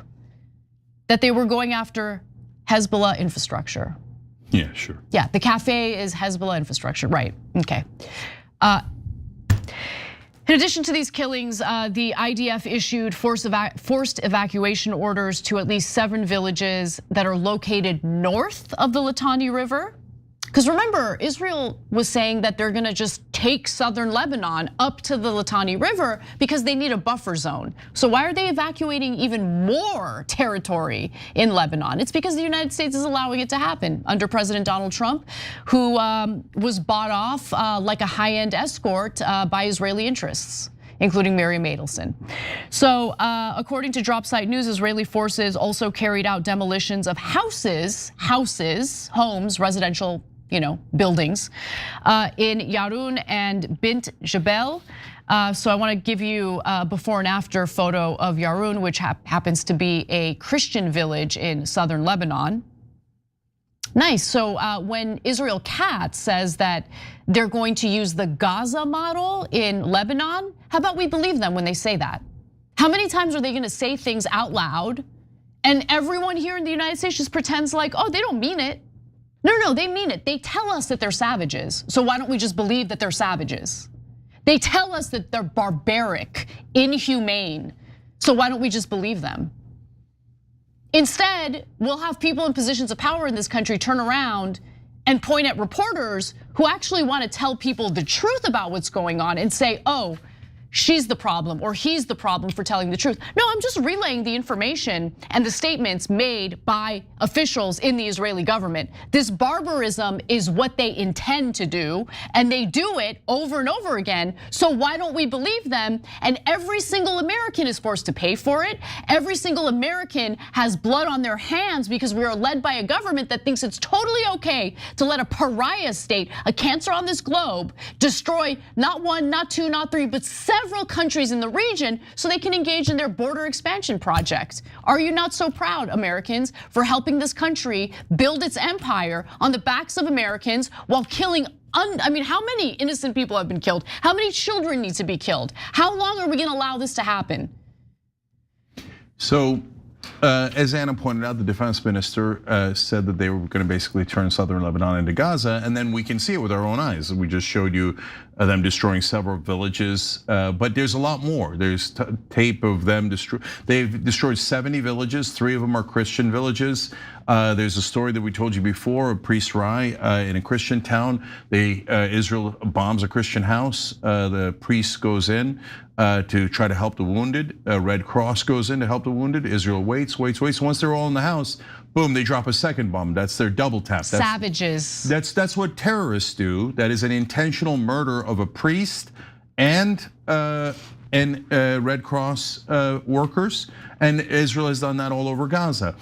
They've also started destroying the schools and the hospitals in southern Lebanon because that's what terrorists do. They purposely intend to destroy civilian infrastructure. They're destroying solar panels. They're destroying everything in their path because that is what terrorists do. I know that because mainstream media told me what a terrorist is, intentionally targeting civilians and civilian infrastructure. Right. And that is what Israel does on a mass scale, and they do it more than any terrorist group in the world. They do 100 times more damage than Hamas to civilians. And their civilian kill ratio, meaning their intent, is higher than Hamas at 83%, literally higher than any terrorist group in the whole world. Those are empirical facts, right? So, we're gonna get to their motives in a second and what they're trying to do. But what's driving us crazy, as you could probably tell, guys, is, and I hope you're not watching mainstream media because it's nothing but a propaganda machine for Israel. But those guys then attack all of us. And they go, no, don't believe your lying eyes. It is our command that you ignore the evidence of your eyes and ears and believe instead only what Israel tells you. And then you say, well, but Israel did tell me they were gonna destroy southern Lebanon. Shut up, anti-Semite, right? Yeah. So no, they're thugs in our, and not only is almost everyone in our mainstream media thugs, let's call them what they actually are, because they've thrown around this term a lot and it definitely applies according to their own definition. Almost every cable news anchor in this country is a terrorist sympathizer. They sympathize with Israel's terrorism. They sympathize with it in Gaza. They sympathize with it in Lebanon. They make excuses for it. They lie to their audience to cover up what's actually happening. Now, in this case, what does Israel want? Well, they were very clear. They want southern Lebanon south of the Litani River. Many of their government officials have said that. Now, they say this absurd piece of fascist propaganda. We needed the Lebensraum, we needed breathing space, a buffer zone. Now I got 53% of Gaza as a buffer zone. I'm gonna get southern Lebanon as a buffer zone. I'm getting western Syria as a south. No, it's not a buffer zone, just like the Germans and the Serbs and the Turks and everyone else. No, they're grabbing land and using self-defense as a very transparent excuse. So now to the question I asked in the beginning. So when are they gonna stop, right? Never, they're never gonna stop. It's never enough, it's never enough. I mean, these people are just, I'll give you another example. Let's take a look at the next video. I'll keep my mic up as I explain what you're looking at. Drop site reports that Israeli forces destroyed solar panels that supply electricity and water to the Christian village of Dibel, whose residents, by the way, refused evacuation orders. So they're like, great, then we're gonna take your water and your electricity away by destroying these solar panels. So this is, by the way, the same village where that IDF soldier was pictured destroying a statue of Jesus. So today, Netanyahu came out to say like, oh, we have these wonderful Christians serving in the IDF, and he's doing a press conference. Every single person that he alleges is a Christian IDF soldier has their face blurred. Do you think we're stupid? You think we're stupid? Okay. By the way, also drop site reports that Hezbollah is rejecting direct talks with Israel while excoriating the Lebanese government. Now, why would they do that? Because the Lebanese government isn't doing anything to protect the Lebanese people. Hezbollah Secretary General Sheikh Naim Qassem rejected direct negotiations with Israel, stating any reported agreements between the Lebanese government and Israel are as if they do not exist from Hezbollah's point of view. He also reaffirmed that the group will not give up weapons and defense and criticized the Lebanese government, accusing it of abandoning Lebanon's rights and giving up land, which is just demonstrably true. Lebanon's president, Joseph Aoun, who is just Aoun. He defended his pathetic, defense, or I should say, he defers to Israel. So he defended his deference to Israel in a statement on Monday, saying, "What we are doing is not treason. Rather, treason is committed by those who take their country to war to achieve foreign interests," he said in a reference to Hezbollah's ties to Iran. How many times has Israel invaded southern Lebanon in an effort to annex land? How many times? Why does Hezbollah exist in the first place? How did Hezbollah come about in the 1980s? These people really think we're stupid. Nonetheless, Hezbollah has increased its attacks against the IDF in retaliation of these ceasefire violations. And I want to go to this next video to give you a sense of their thinking, because the war is definitely going to heat up in Lebanon. So Hezbollah is saying it's going to respond, and it has been responding. It increased the tempo of its operations in the past 48, 76 hours, and it is hurting Israeli troops in southern Lebanon, in that occupation zone. They targeted a group of soldiers in the village of Taibi. The Israeli army acknowledging that one was killed and 6 others injured, 4 of them seriously. And when the Israeli army helicopter came to evacuate the dead and wounded, Hezbollah launched another armed drone. But it's not just targeting Israeli troops in southern Lebanon. Hezbollah has been targeting areas in northern Israel. And really, this puts Israeli Prime Minister Benjamin Netanyahu in a difficult position, because he said that he's creating this occupation zone to keep the areas of northern Israel safe. So Hezbollah appears to be intact. It continues to launch drones and rockets across the border, and it continues to target Israeli troops. And this is one of the reasons why we saw that escalation yesterday across southern Lebanon, with Israel targeting areas beyond this so-called yellow line that they have drawn in the south of the country, killing 14 people in one day alone. The casualty toll due to Israeli attacks on Lebanon from March 2nd to April 26th. Let me just read that part again. March 2nd to April 26th has risen to 2,521 killed and 7,804 injured, according to the Lebanese health ministry. The Lebanese health ministry, okay? You know, the Lebanese government that's super deferential to Israel, that's the ministry that I'm talking about. So I don't wanna hear any BS about how it's the Hezbollah numbers. No, it's the Lebanese government that's on its knees pleasuring Israel as Israel steals land and slaughters its people. So embarrassing. I would be so furious if that was my government, and my government is embarrassing enough as it is. At least 38 people have been killed in Israeli attacks since the announcement of this so-called ceasefire on April 16th. There never was a ceasefire. Let's be very clear about that. All right, so I've got a lot to clarify. First of all, the US press tells you how Hezbollah and Hamas are the most disgusting terrorists of all time. What they never tell you is why they exist. If they ever talk about it, they say, that's because they hate Jews for no reason at all. They were just like, they're just hate. No, it's because Israel's occupying the West Bank and Gaza Strip, and let alone Golan Heights, let alone now southern Lebanon, right? So those are people who are fighting back. You could say they're fighting back in wrong ways and by targeting some civilians, not as much as Israel, but targeting some civilians, that they're doing it the wrong way. But are they resisting an occupation? Of course they are. I mean, it's outrageous to say anything otherwise, which then leads to the question of, do the Lebanese have a right to defend themselves? Does Hezbollah have a right to defend themselves, or do they have to sit and go, okay, Israel, go ahead, murder me, and take my land, and kill my kids, and take my home, because I wouldn't want to be an anti-Semite. You have the right to murder all of us and take all of our land. No, so because when our press talks about Israel, they're like, right to defend themselves, and how we have to give them money to genocide kids, and we have to give them money for endless wars because they have a right to defend themselves. When you ask, well, do the Lebanese have a right to, or Hezbollah, or do Hamas or the Palestinians have a right to defend themselves? They say, how dare you? You better not, you better lie down and die for Israel. Well, no, wait, that doesn't make any sense. Either there's a universal right to defend yourself, or there isn't. And so, and then I get to the last part of that question. So wait, do Lebanese Christians have a right to defend themselves? No, when it comes to Israelis, no one has the right to defend themselves. When it comes to Israelis, I mean, God tier.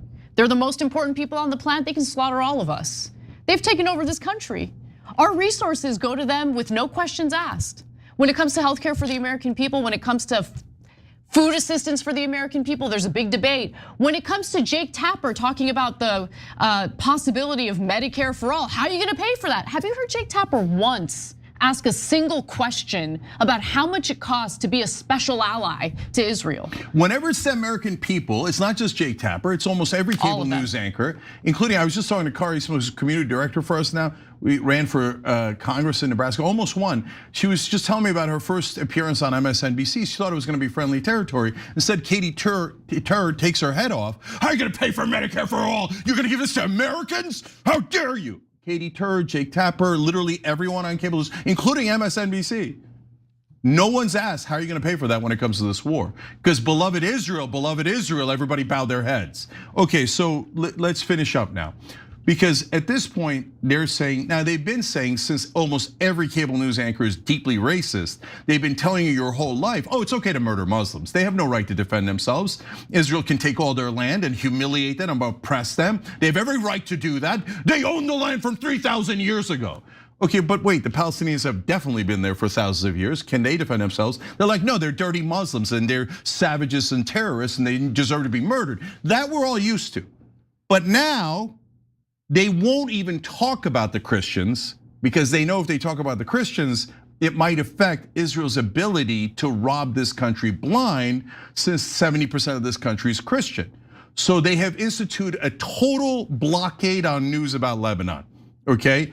Did anyone on cable news talk about how Israel has illegally invaded Lebanon and is slaughtering whole Christian villages at a time? Or at least destroying them and killing people that were stubborn and stayed, like the priest that we mentioned earlier? No, shh. Because they're gonna get to the super awkward part of, do Christians have a right to defend themselves? And our press and our government thinks, no, they do not. They're terrorists if they defend themselves. Now look at the irony of how history has come full circle. There are now Armenian militias fighting against the Israelis in southern Lebanon. And instead of defending the Armenians and the Muslims from this genocide that Israel is doing in southern Lebanon, our government and our media is saying the Armenians had it coming. When the Turks did it, how outrageous, the Muslim savages. When Israel does it, no, it's okay. Slaughter the Armenians. Who cares? I mean, look, Israelis can literally slaughter anyone, and our government will say, yes, sir, keep going. We'll give you more money to do it. Anyway. Okay, yeah, I have one last thing. Okay, go ahead. Yeah, so guys, so then come back to the question of when in the world are they ever going to be satisfied, at least with this project in Lebanon, right? There are strategic retreats from time to time. They decided that they were gonna take 53% of Gaza instead of all of Gaza, at least for now, right? So can we get to that place? So we know the original objective was everything south of the Litani River, but now there's two conflicting things. One is the new yellow line, which would be less than south of the Litani River, but it stretches all the way into Lebanese waters and conveniently includes a gas field. So are they going to just settle for stealing some border areas of Lebanon, by the way, which would be larger than what Russia has taken from Ukraine? Or are they going to stick to their original mission to the Litani River?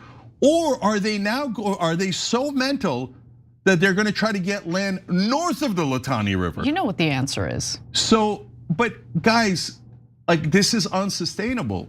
America can't keep staying there, and Israel can't do any of this without our backing. So they're gonna drag us deeper into these wars and drown us in the blood, honestly, that they're creating in the Middle East. They'll love it. I mean, isn't that what they specialize in? Slaughtering people?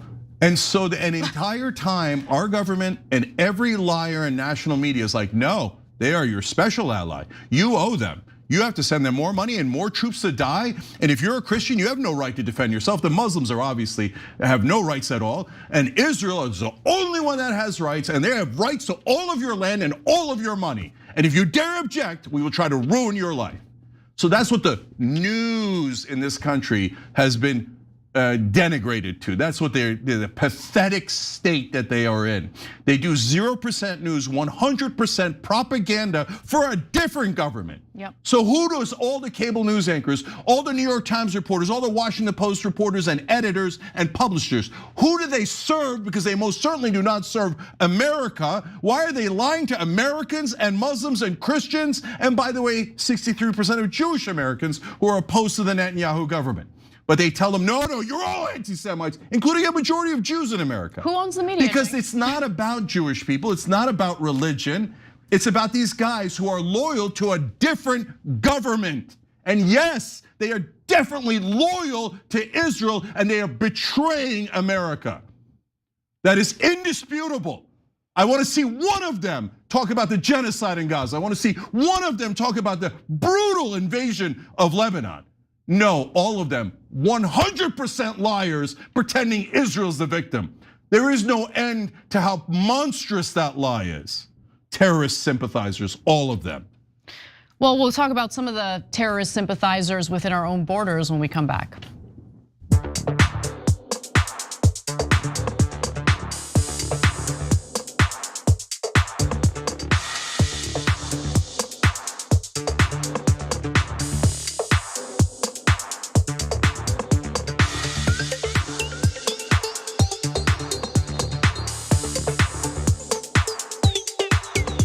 psychotic breaks. All right, let's go to our members on TYT.com. Boomer Dragon Cat says gas at $4.39 a gallon today in Michigan, highest so far. Wait till you get a load of LA, where it's $7 going to $8. By the way, can I just make a quick comment about that? Gavin Newsom and the rest of the California state legislature, F you for not giving Californians a little bit of a relief by at least lifting those stupid taxes temporarily as we go through this hell. But they can't be bothered to do that. They can't be bothered to do that. These wonderful Democrats who really look out for working class Americans, right? Can't be bothered to lift these BS gas taxes. Okay, anyway, just real quick, look. I hate them so much. So at a best case scenario, gas in LA is $4. It's gone to nearly $8 now. $4 for, let's say you got a 20 gallon tank, right? That's $80 every time you go to fill up extra because Israel wanted to murder more people in the Middle East. Give me your money, Americans. Shut up and give me your money, otherwise you're all anti-Semites. I can't stand this oppression. It's this oppression by the Israel supporters in this country is so oppressive, this whole thing's gonna burst. And then they're gonna go, oh, we're the victims. We were just stealing all your money and slaughtering people and taking their land. We're the victims. You're not the victims. You're not a billion miles near victims. You create victims every day. I'm so sick of the Israeli supporters. Stephen Real Life says, ground news is great, I endorse, thank you, that's one of our sponsors, that's nice. Urban Hermit says, a season loss of harvest can't be undone. All this damage to America cannot be undone, all.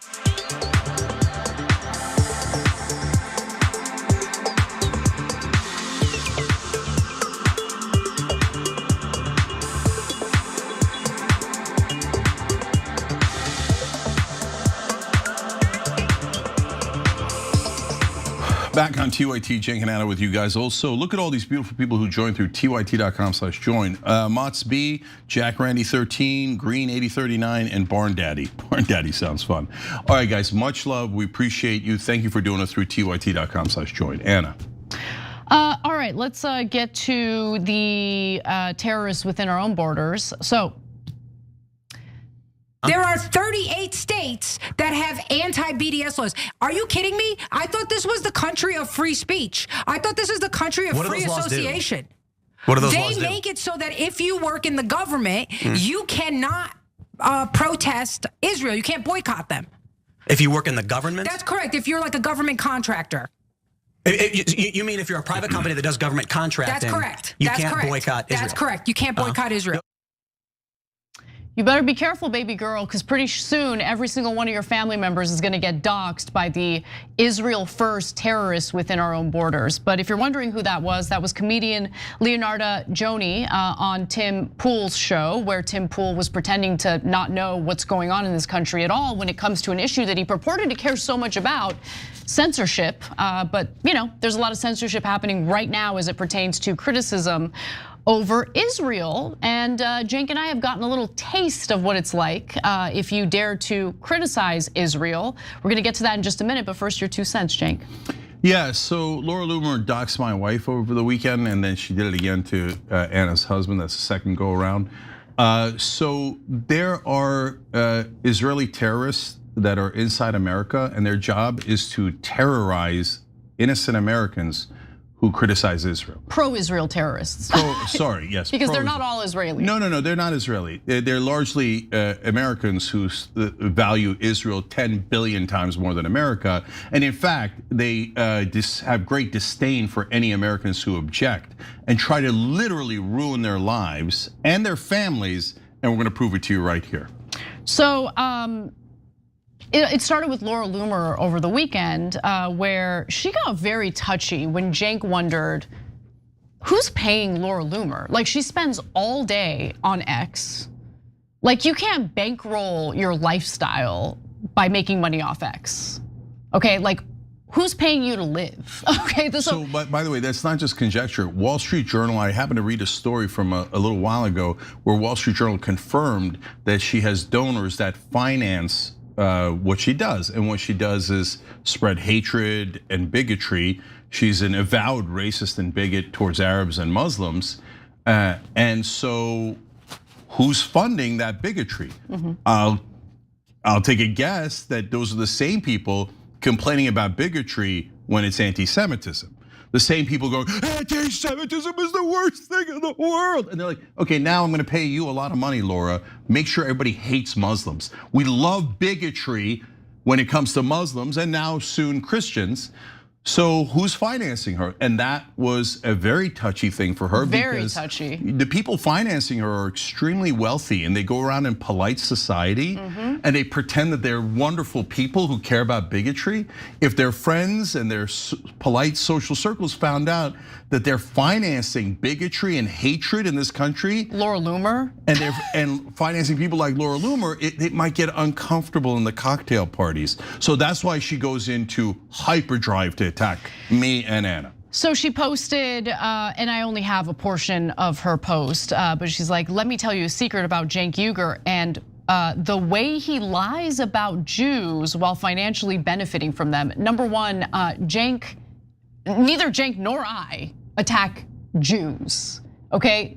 Jewish people or people who believe in Judaism, practice Judaism. I've got no issue with Judaism.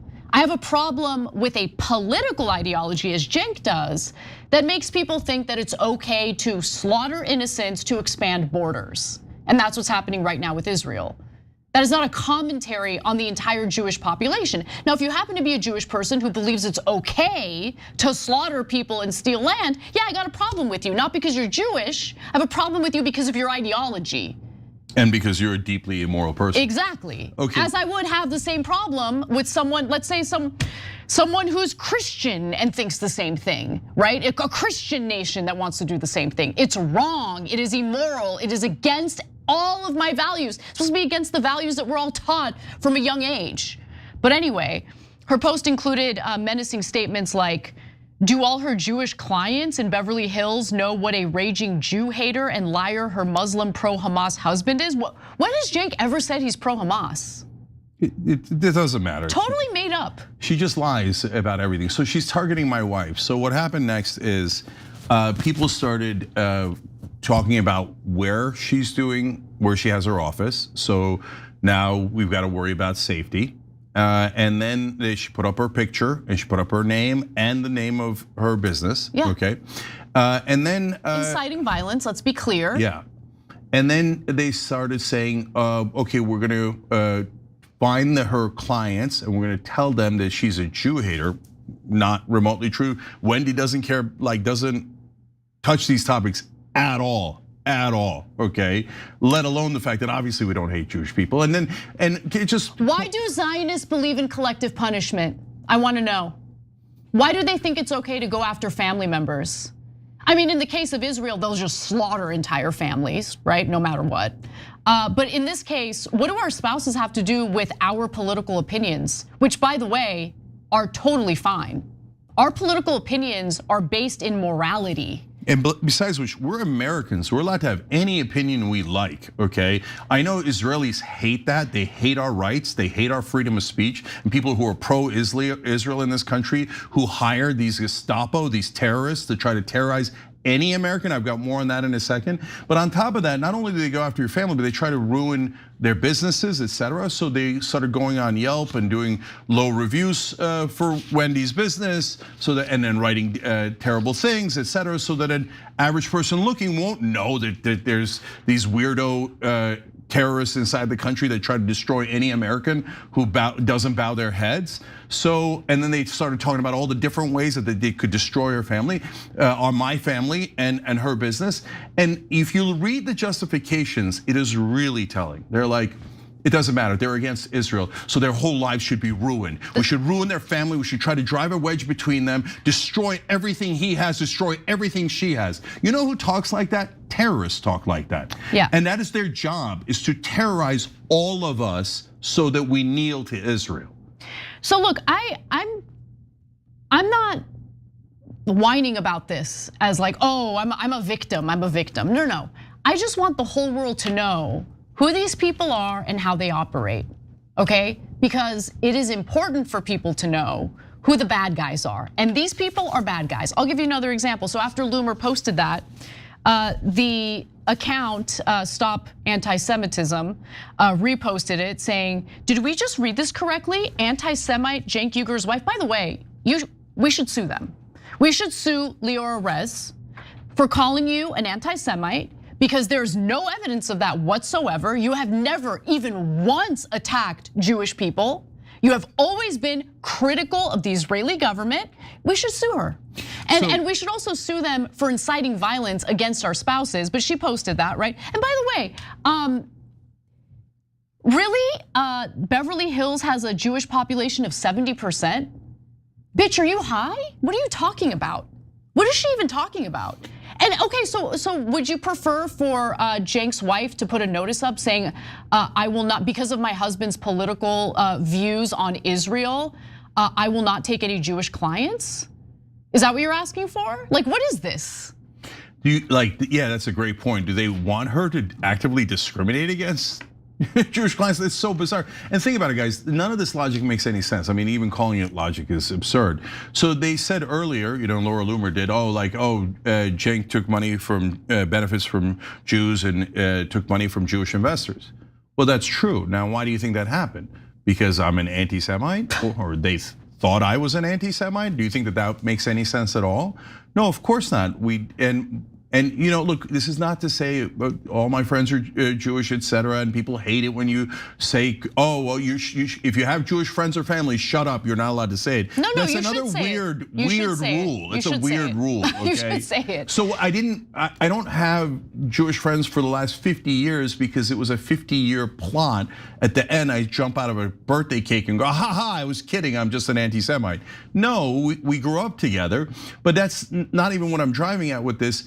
So on top of all that, this is their weirdo logic. Did Robert Greenwald from Brave New Films save this company back in 2005? He did, and I love the brother for that. And you know what Robert Greenwald's doing now? He's fighting as hard as he possibly can against Israel's war crimes and genocide and aggression, okay? Because these guys who are Israel first assume that every Jewish person is as vicious as they are and is willing to do terrorism on behalf of Israel and to excuse Israel's terrorism. That's not remotely true. 63% of Jews in this country support Israel, but are against the current government of Israel. That's a very inconvenient fact for them because then they'd have to call the majority of Jews anti-Semites. So that's why they never mention that fact. And some of the best fighters like Robert Greenwald, Glenn Greenwald, and a million others, Dave Smith, I can go with Jeffrey Sachs, Gideon Levy, etc., are Jewish and they fight for peace. So, and we mention that on almost every show, okay? Because, and that is why they hate people who are Jewish, who are decent and moral people, because it makes it harder to call everyone an anti-Semite. Last part of that for now is, yesterday I was at an event giving a speech. Bunch of Arab Christians and Muslims came up to me and said, "Oh, they do this to us all the time. I got fired from this place, I got fired from that place, because all I did was support Palestinians or Lebanese people on social media, and all of a sudden these thugs showed up out of nowhere and intimidated my boss so much until they fired me," right? So that's happening to innocent Americans all across the country, including Christians. But then one of the women at Jewish Voices for Peace came up to me and she said, they targeted me too. And she's Jewish because she's for peace. She said that they called her a self-hater and tried to destroy her life.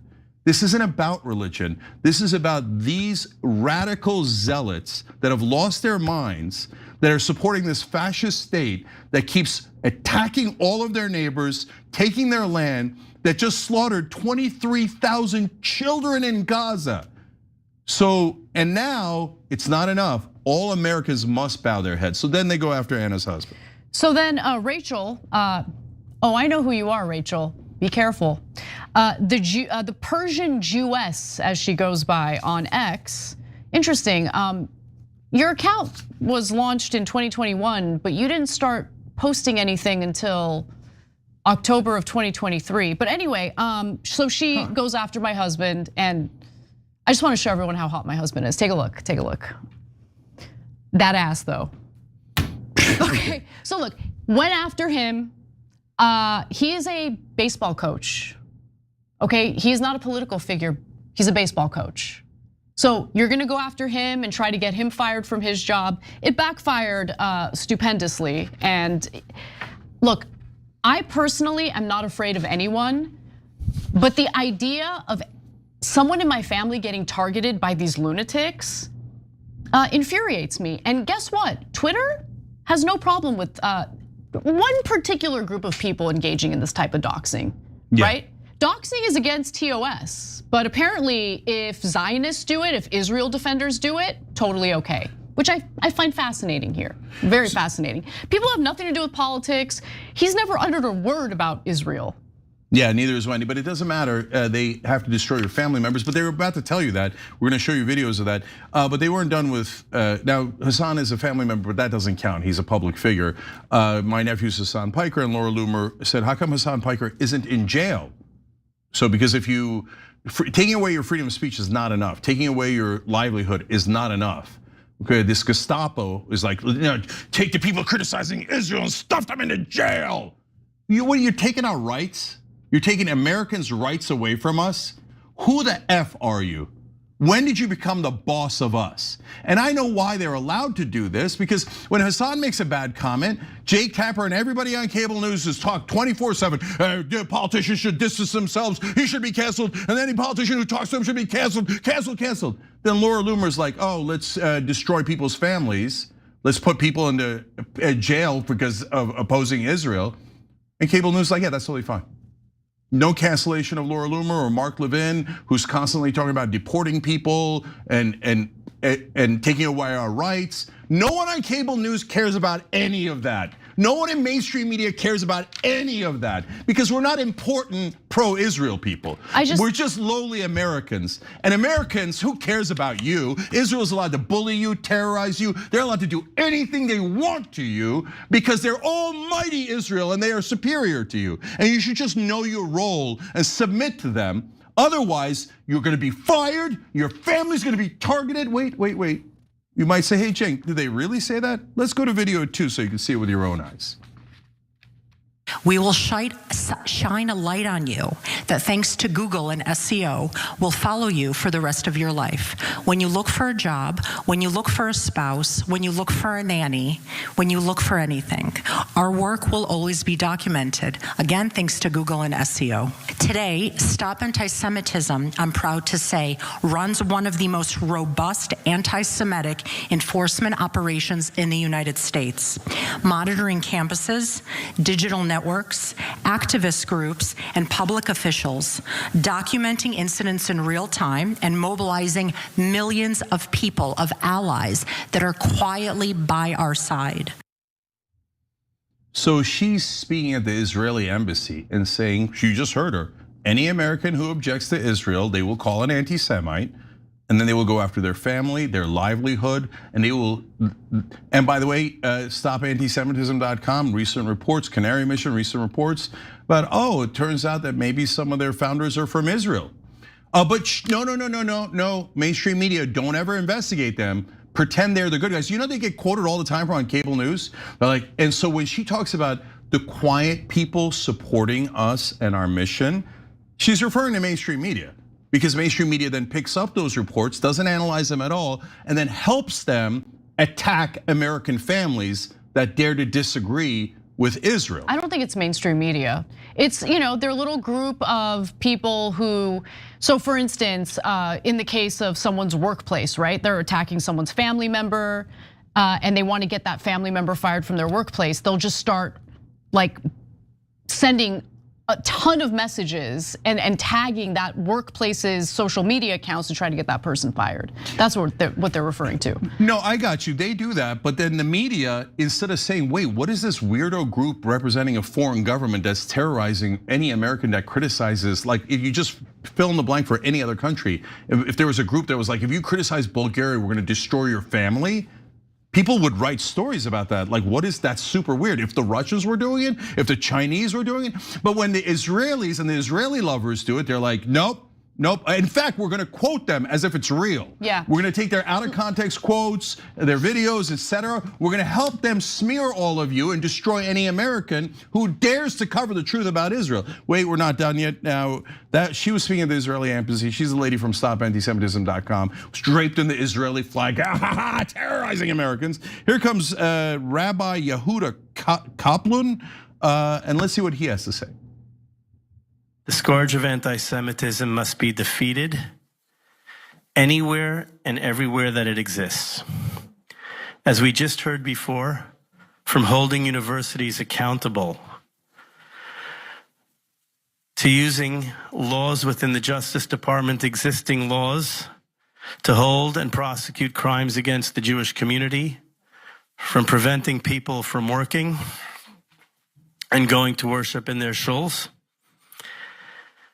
And then, as was touched on very briefly, but a visa vetting program that we are just beginning now to see the results.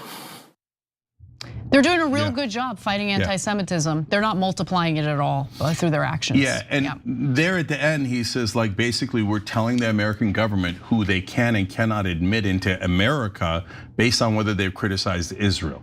Okay, all under the guise of fighting anti-Semitism, and they do it to Jewish people too. It has nothing to do with anti-Semitism. Last thing, when I went to the university tour with my family a couple of weeks ago, I told some of the members in a bonus episode about it. Students kept coming up to me, not just Muslim students, black students, white students, kept coming up to me at all the different campuses going, oh, thank God you guys are saying something, because we can't say anything on campus. They're making lists of anyone who goes to a protest or says anything about Israel, and they're saying that they're gonna make sure that we can't get jobs coming out of college. Yep. Okay, what is this? This is insane. I go to give those speeches as I told you about. After every speech, at least a half a dozen people come up from every room saying that they've been fired for either criticizing Israel or just supporting Palestinians, including Christians. Christians who said, well, okay, yes, but there's also Christians in the West Bank and Gaza Strip and Lebanon, and I want to support them. You're fired. You're being anti-Semitic for being pro-Christian. You're being anti-Semitic if you care about Muslim lives lost. If you care about kids who are dead, you're anti-Semitic, and your life will be ruined and your family will be targeted. Now, who's a terrorist? How many? These are terrorists, and because they are trying to literally terrorize real Americans in this country.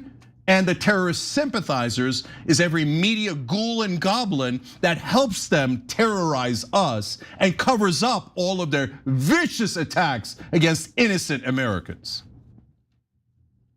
Okay, we'll be back. They don't know what it's like to be me. My life is ruined.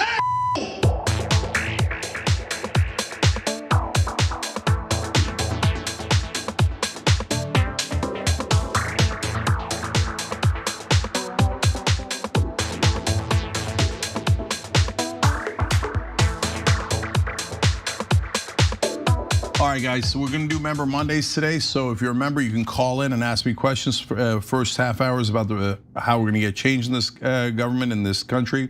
Second half hour is just for the members in the bonus episode. So you gotta go through tyt.com/call to figure out how to call. It's not perfectly easy, but it's very, very doable. We had a lot of calls last time, tyt.com/call, okay? The reason why I'm saying it's not perfectly easy is because I want you to go and make sure that you can go through that process in enough time to make the call in just a little bit. Wang Jun said, is this what they meant by four-dimensional chess? The war is both won and ongoing. Nuclear facilities are both obliterated and enriching uranium. Negotiations have failed and are going great. The strait is open and closed, etc. Just all in some sort of quantum superposition until he decides to look at it from a certain angle, like his name is President Schrodinger. As usual, that is a brilliant comment. Okay, really nicely done. Situation Lefty says everyone should read Adam Johnson's new book, How to Sell a Genocide. It's great. CMK 3592 says I can't imagine being Jewish at a time like this. It's got to be greatly stressful because most of them are against the war and against the current government, but they're powerless because it's not about the average Jewish person. It's not about average anything. It's about very powerful leaders at the top, and then they get smeared along with them, right? And so, yeah, the anti-Semitism is going through the roof because of what, let's be honest, I'm gonna say it, because of what Jewish leaders are doing on behalf of Jewish citizens who didn't sign up for it and who don't agree with it. We'll be back. They don't know what it's like to be me. My life is ruined.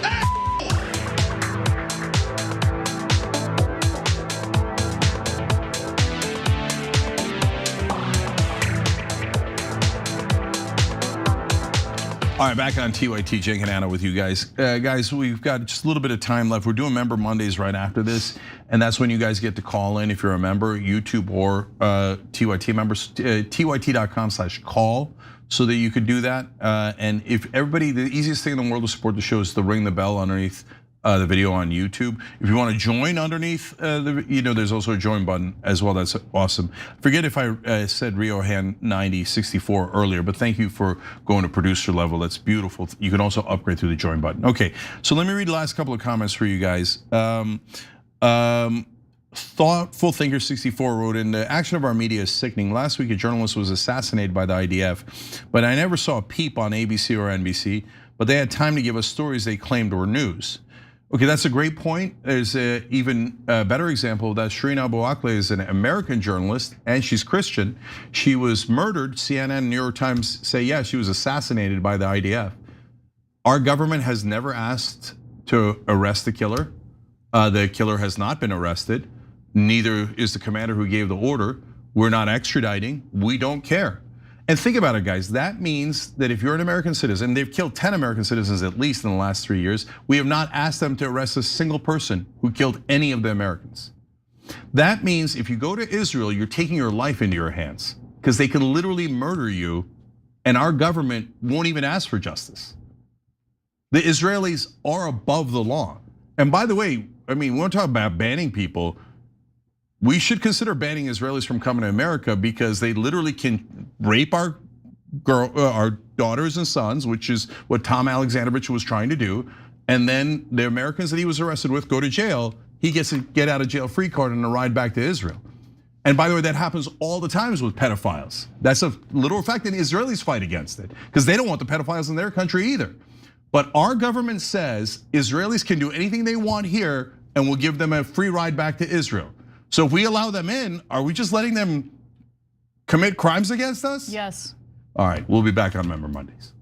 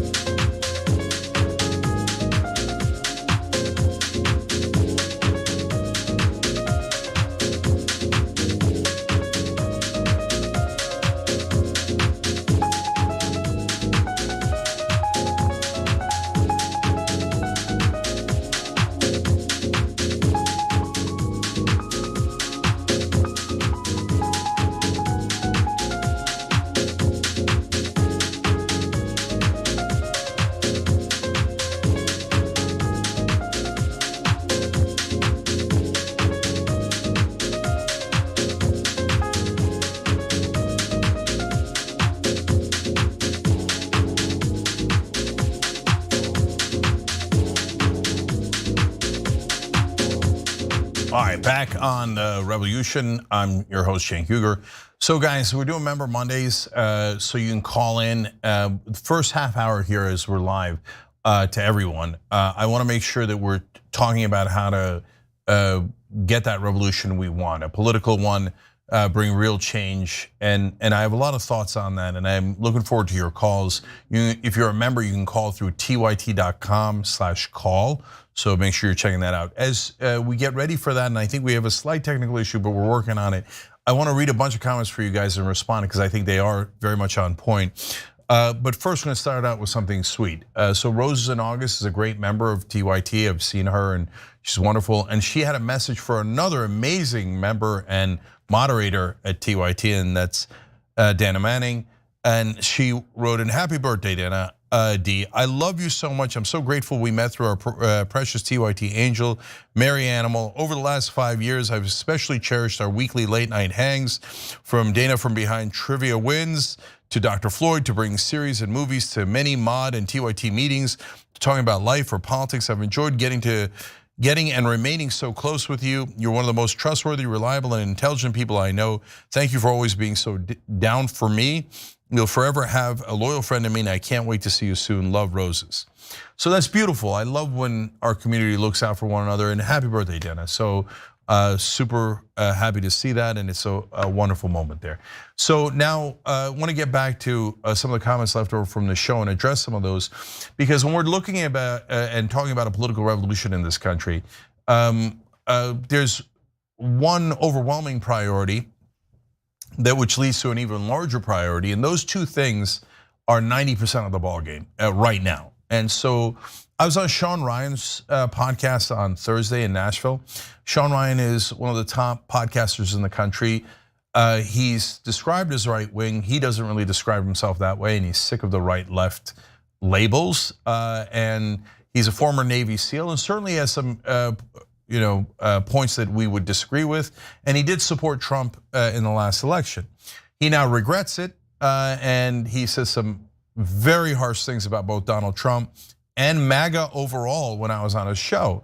But guys, there's an amazing new movement where people are trying to put right and left aside, and I'm happy to be one of the leaders of that movement, honestly. And so I took a lot of heat for doing that, and I'm super proud of it.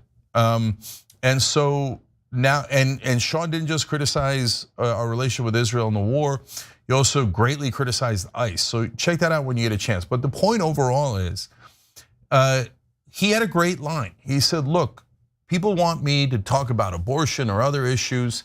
He's like, no, our house is on fire. And until we put out the fire, no, we're going to do a coalition. And I don't care if it's with the most left-wing guy, the independents, I don't care, okay? Job one is put out the fire. So, and what is the fire? The fire is that we do not control our own country. And if you're a patriot and you're an American and you care about freedom, that should bother you greatly. And it does bother him greatly, and me, and so many on the right, the left, the center. We don't want to be run by Bolivia or Bulgaria or Tajikistan or Israel. And when we say the first three, everybody goes, well, of course, why would we be run by them? When you say, hey, I don't want to be run by Israel, they're like, how dare you? I'm so sick of the finger pointing. I'm so sick of the liars. I just can't stand mainstream media. By the way, I was at the White House Correspondents Dinner, I'll tell you this. And overall, I partly went, honestly, not to the dinner itself, thank God, right? But to the events surrounding that, and I came home by Saturday. So I wasn't in town when the shooting happened. But in the earlier events, I partly went to see what the reaction would be. And I was really well received by a lot of folks, and mainly people in online media and people who were beginning to realize the value and the strength and the power of online media. And it was gratifying to see that. But I was shunned by some people in mainstream media. Like people I know, that people I thought, some of whom I thought were friends, and they like would turn away from me. Oh, you don't bow your head to Israel. How dare you?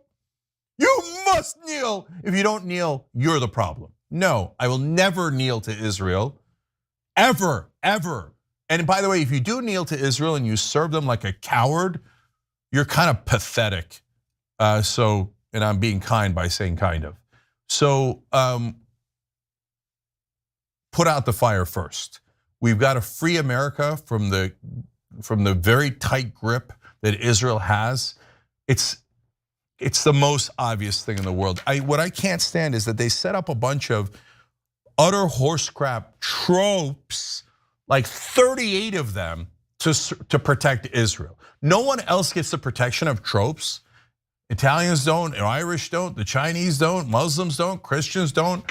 Only, it's about Jewish people. It's not even about Jewish people. It's about protecting Israel. You're not allowed to criticize that way. You're not allowed to say this. You're allowed to say big pharma controls Congress, big oil controls Congress, but you're not allowed to say that the Israeli lobby controls Congress. Trope. I'm tired of the trope-a-dope, okay? Go stuff it where it belongs. So after they've weaponized it, we'll use and abuse the concept of anti-Semitism to smear people and destroy them. I'm not interested when you're telling me, you should be so concerned about the tropes and the theoretical anti-Semites.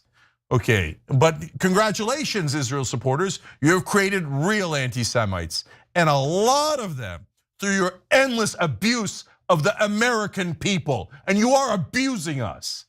Don't tell me they're not abusing us when they just doxed my wife and threaten her safety and her livelihood.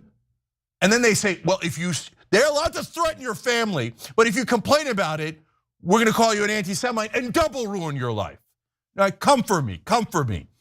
Every son of a bitch Israeli supporter who's sitting there terrorizing Americans like they're a bunch of thugs. We're tired of the thugs. I don't want a Gestapo from anyone in this country, including the Israelis. And if you're offended that I called them the Gestapo, I don't give a damn. I'm glad you're offended. Why don't you look internally and see, hey, it looks like we're doing the same exact thing that the Gestapo started with, which is targeting their enemies, isolating them, shunning them, then trying to destroy their lives, then trying to destroy their families, trying to destroy their living, destroying their shops, etc. So we have to free ourselves from Israel. That's job one. And job two is free ourselves from every son of a bitch donor. And I'm not talking about individual donors. There's plenty of good guys who are individual donors. You'd actually be shocked. There's a lot of people who are ripping their hair out, like giving what they can to try to rescue this government, right? No, I'm talking about corporate donors and foreign governments. And those corporate donors are like, you have to serve the oil industry and the drug industry, and don't let them negotiate prices, make the Americans pay more. I want more money, said to every son of a bitch running a health insurance company and running a drug company. Make sure that the Americans suffer. They give me more money, more money. And if they die because they don't have health insurance, good. That's more money in my pockets. Work for me, dogs, political dogs. You stupid Democrats, you stupid Republicans, kneel for big pharma. Kneel for big oil and let us steal $35 billion from an average American every single day, every single year, I should say. I want more of their money, the oil executives say. And our dog politicians and media go, oh yes, sir, of course, sir. And we'll hide all of your crimes. We'll hide them all. We'll make sure that if anybody criticizes you, we'll call them the bad guy and we'll be your thugs for you. While we'll pretend to be reporters and journalists. Follow the money, I don't know how to do that. I'm a moron, I'm just a simple cable news actor. So that's how all of them are. All right, I got a lot more comments and a lot more calls. So let's do the calls. tyt.com/call. Who's up first? All right, we've got Lawrence from Silver Springs, Nevada. Hey, Mark. Lawrence. What was that? I believe their name is Lawrence, but we'll let them. Okay, God bless. Go ahead. All right, can you hear me? Yeah, I can, yeah. Okay, thank you very much. Yeah, my first name is Lawrence. It's kind of a weird name and everything. So it's okay if you messed it up. It's okay. Okay, well, Mr. Uygur, thank you very much for giving me an opportunity to put my questions to you. I have two questions. Basically, they're interrelated, at least how I see them. my first question is this: why should we continue to spend time, energy, and money on trying to fix the Democratic Party? Based on what I'm seeing, both it and the Republican Party are lost causes at this stage. I mean, literally, the rot is so deep that nothing can be done to fix either. And when you look at them like houses, for example, you fix one problem and another problem crops up. You fix that problem and another one occurs. Now, I've been listening to you for a while, and I understand the arguments that you've been making about pushing to try to reform the Democratic Party, which I give you credit for, sir. But at this point, it seems like whatever is done is being blocked. You've got the PACs, the wealthy, the corporations, the lobbyists, such as AIPAC. They've corrupted these parties so thoroughly that you literally cut off one tentacle and another tentacle is there to grab it. Then on top of that, you have the party apparatus, because they're the ones that are blocking people like progressives in the primaries as well, or shutting them down. And then even, heaven forbid, you actually get somebody in and they're being corrupted by the system or being shut down, like what you folks have been talking about recently about Congresswoman AOC. So at this point, as a reasonable person, I have to begin to say, why are we wasting our time and our energy now? Should we not establish a third party in our country, a progressive party? And we could structure it in just a way to address these same problems that we've seen in the other parties. And that candidates could be put forward who actually represent the needs of the American people. Yeah. I mean, one of the reasons, sir, is, we don't really have a good third party in this country. Now, example, you've been talking lately about not voting for people who support AIPAC. I support that 100%. But the problem is, for example, I live in an area where my congressperson has done that. Now, if I vote against him in the next election, who's my alternative? A Republican. And I'm not going to vote there because, as far as I'm concerned, the Republicans are lost. So if I'm going to look at other people, they just don't have, the strength to vote for them. I mean, I'm somebody that actively supported and endorsed Ross Perot back in the 90s because I really believed in him as a third party. So, I just don't understand why we don't start moving our energy to doing something like that. And real quick, sir, my secondary question, which is interrelated, at the same time we're doing something like that, can't we start putting our energy into creating or pushing for a new Bill of Rights in our country? I'm not saying overturn the original Bill of Rights, but put together a Bill of Rights, 10 amendments, and push for it in Congress that actually addresses some of the problems that we've got in our country that you often talk about. It's everything from the right to vote, equal rights for everybody, banning dark money, imposing term limits on the Supreme Court, imposing term limits on Congress. Okay, let me answer, brother. Sorry, I apologize, sir, but that's what I wanted to talk to you about. But go ahead, I apologize. No, not at all. It's all great questions, and I get a bit animated. Yeah, and I'm working on almost every part of it. So a lot to get through. I'll try to do it as quickly as I can. So first of all, why not form a third party? Because it requires, in the old days, $10 million. Today, probably around $20 million just to start. And so progressives have a hard enough time raising any money, let alone $20 million to run a presidential campaign. And that's just to get on the ballot. That's not even talking about running the campaign at all.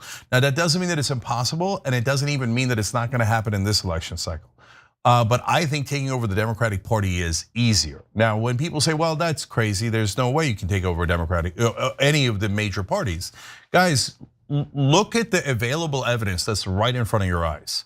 Trump took over the entire Republican Party, and he did it relatively easily, and his IQ is like under 40, okay?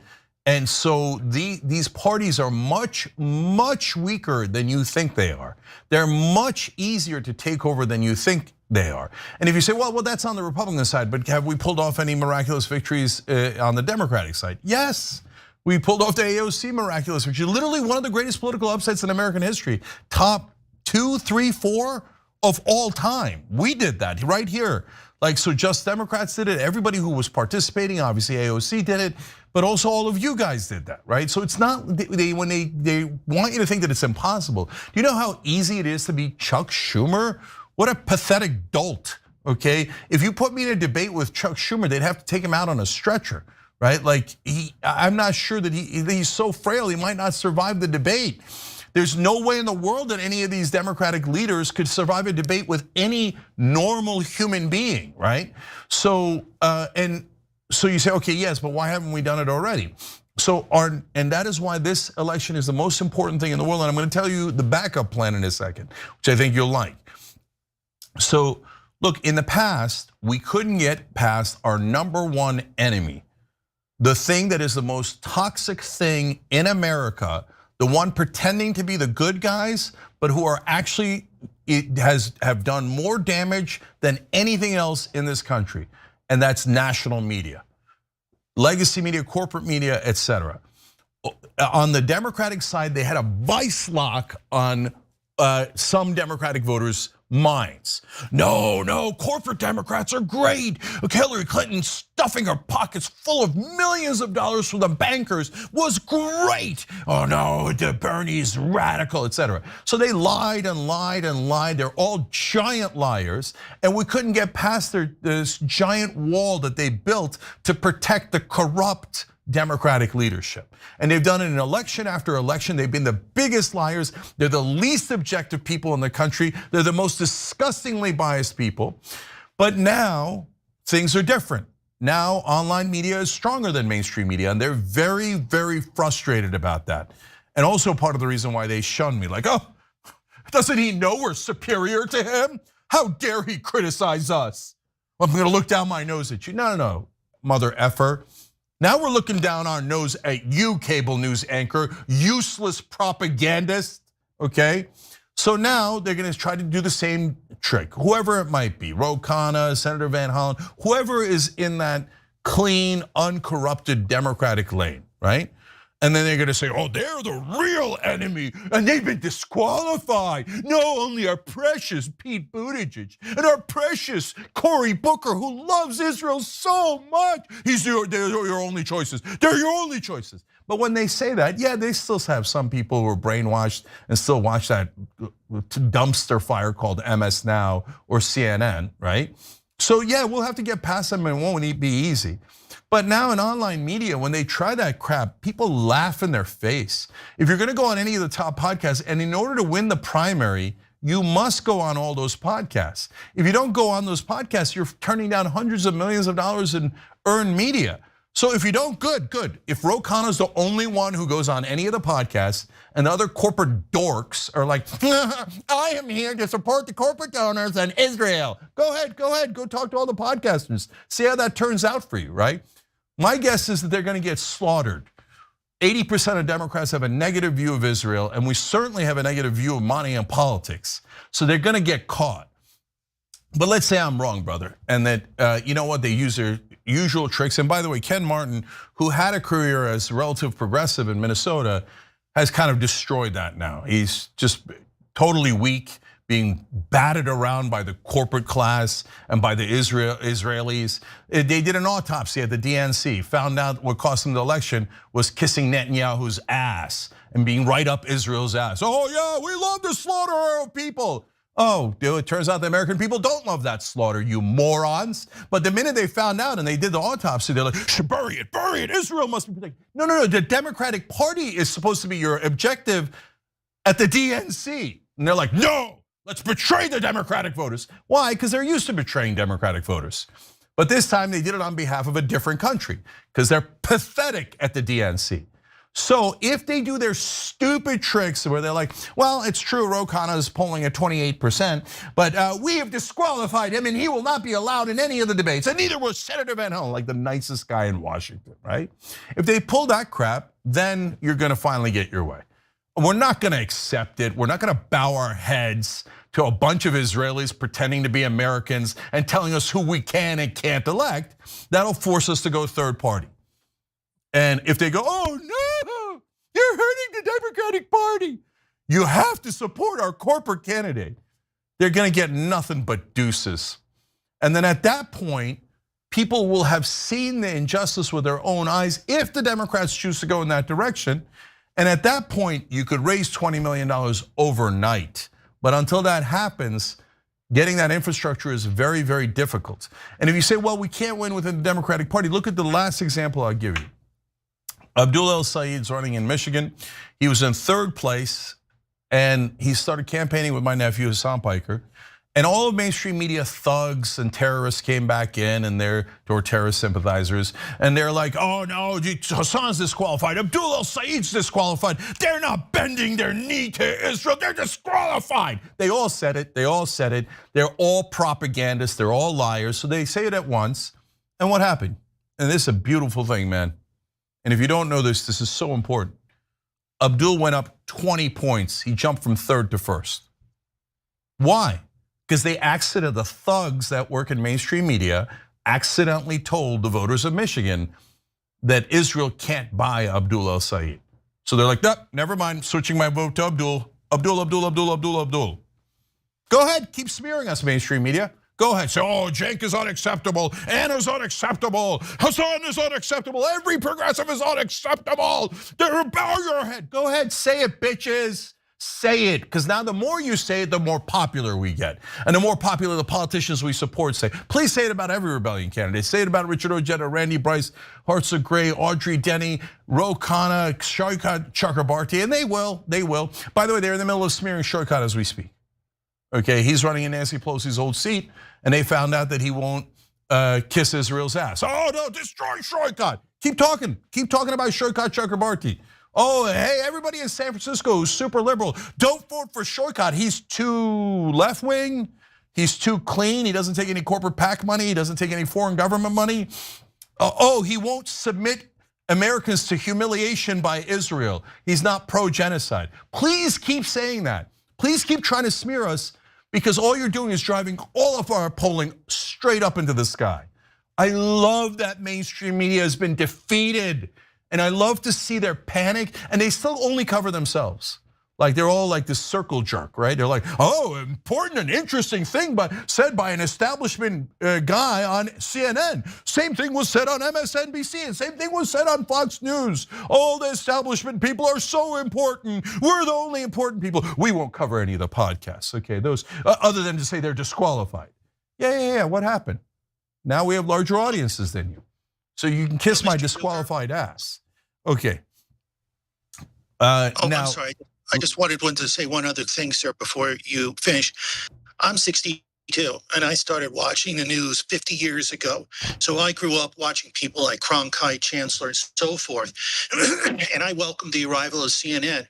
But I will tell you, sir, I started watching your channel on and off about 10 years ago.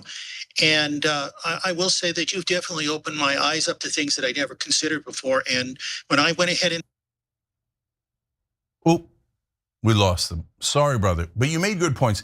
I know we're taking way too long. We're almost out of time already, and I didn't even read any of the comments yet. But we have a whole bonus episode for the members where we'll continue this. But last thing I'm going to say about his second question was, how about structural change, a new Bill of Rights? Look, if the right clean candidate wins, either as a Democrat or as an independent, job one has to be an amendment to get money out of politics. Do not take no for an answer. There is nothing else. Until we get money out of politics, you're not gonna win on any issue. Almost all the Democrats in Congress are either corrupt or morons. Oh, let's try to win on this. Oh, we were foiled by money again. Let's try to win on this and this. Oh, we were foiled by our corrupt colleagues again because they took millions in bribes. Oh, we were foiled again and again, but we can't figure it out, okay? I figured it out. Your colleagues are corrupt. And so since they're so deeply, deeply corrupt, and since most of the Democrats in Congress are utter cowards, and they would never criticize their beloved, precious, elitist colleagues, and they won't, that's why I tried running, man. That's why I hope Sharikat wins and Randy Bryce and Richard Ojeda win. Nobody's gonna stop them from saying things, man. And they're gonna call their colleagues corrupt because they are corrupt. And so we need a president that is not going to tolerate any of that, and that's gonna try to get that amendment. If they're not trying to get that amendment, don't vote for them. because then it'll be useless. And it's just a stupid ego play then. All right, we're already past time, but we got to take at least one more call. Okay, who's up next? We have Ryan from, now I forgot because you spoke a lot. Okay, thanks, Cara. Ryan, go ahead, brother. Ryan? This is what happens with calls sometimes. Ryan, try it again. Are you unmuted? Ryan is unmuted, but having technical difficulties. So we're gonna send, we're gonna send Ox in. Ox, okay, Ox, what do you got? Is this working? Yep. Hi, guys. Hey.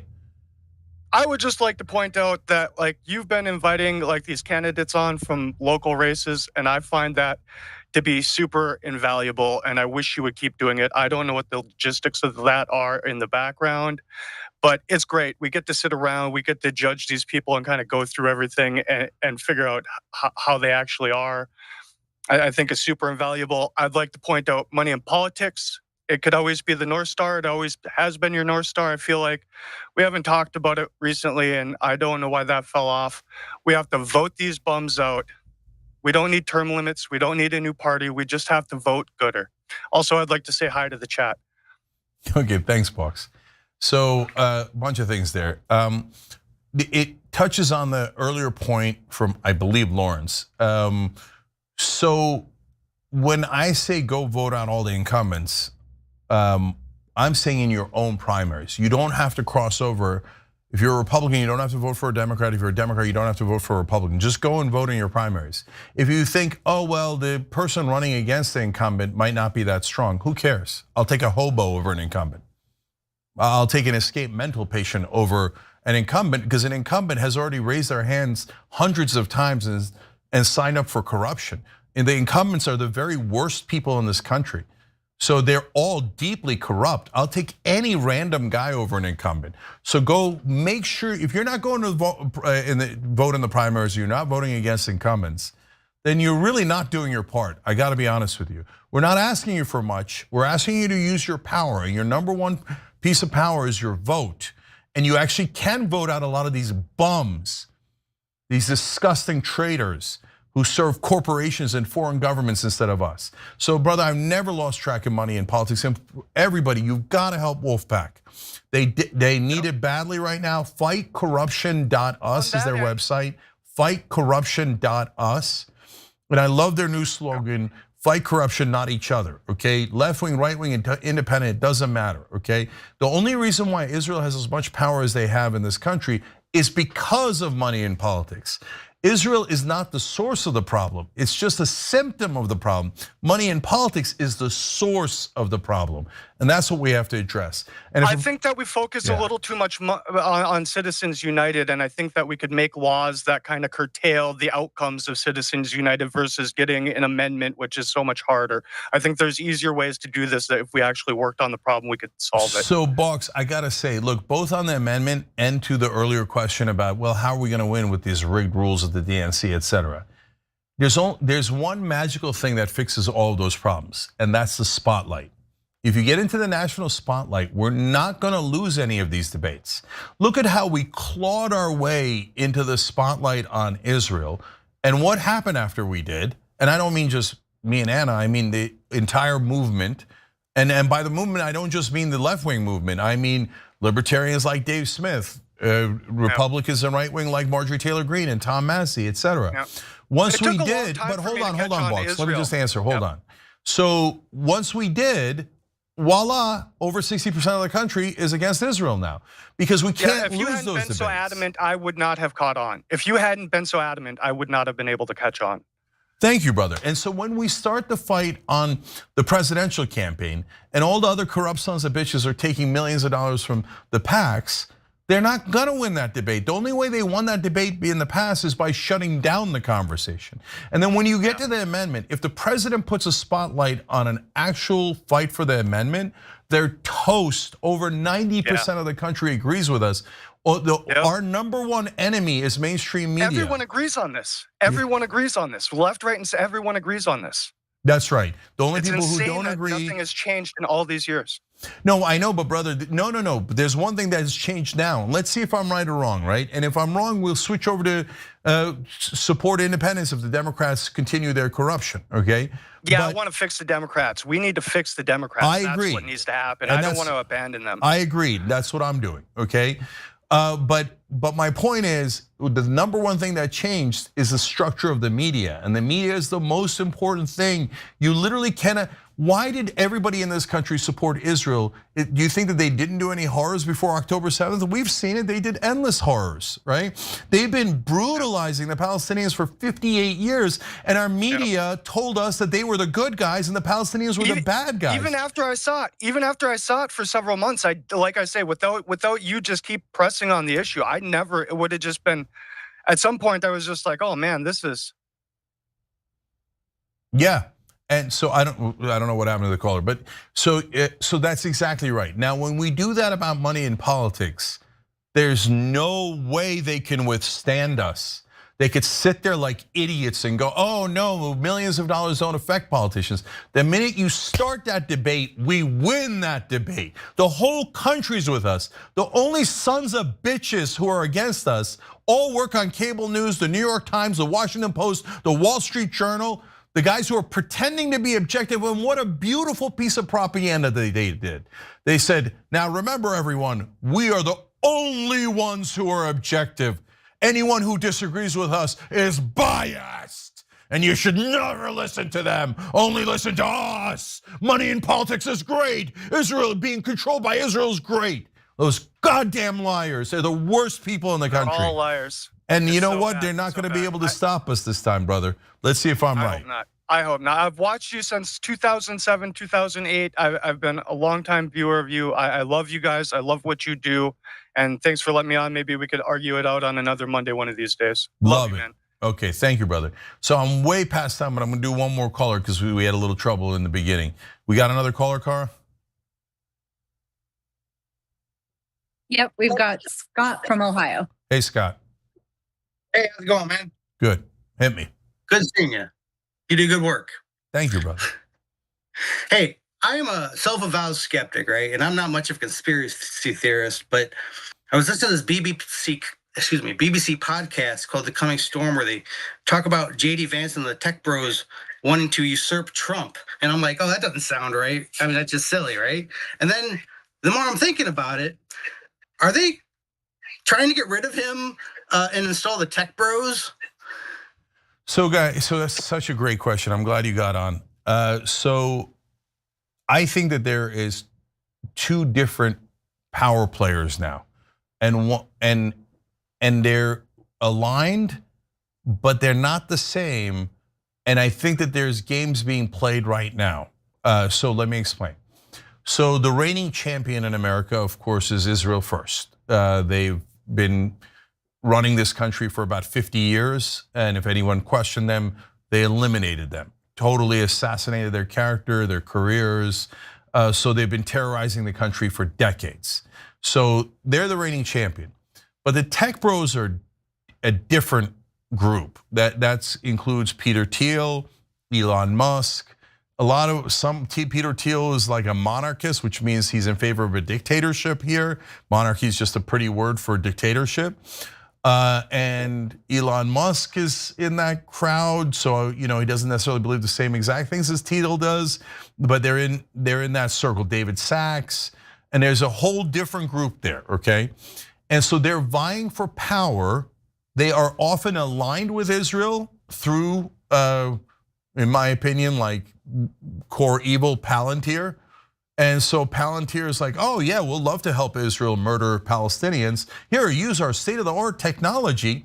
It doesn't really target terrorists, but you guys don't care about terrorists, so you want to murder civilians. Palantir will make it super simple for you. And don't worry, Palantir is bringing that technology here to home to America.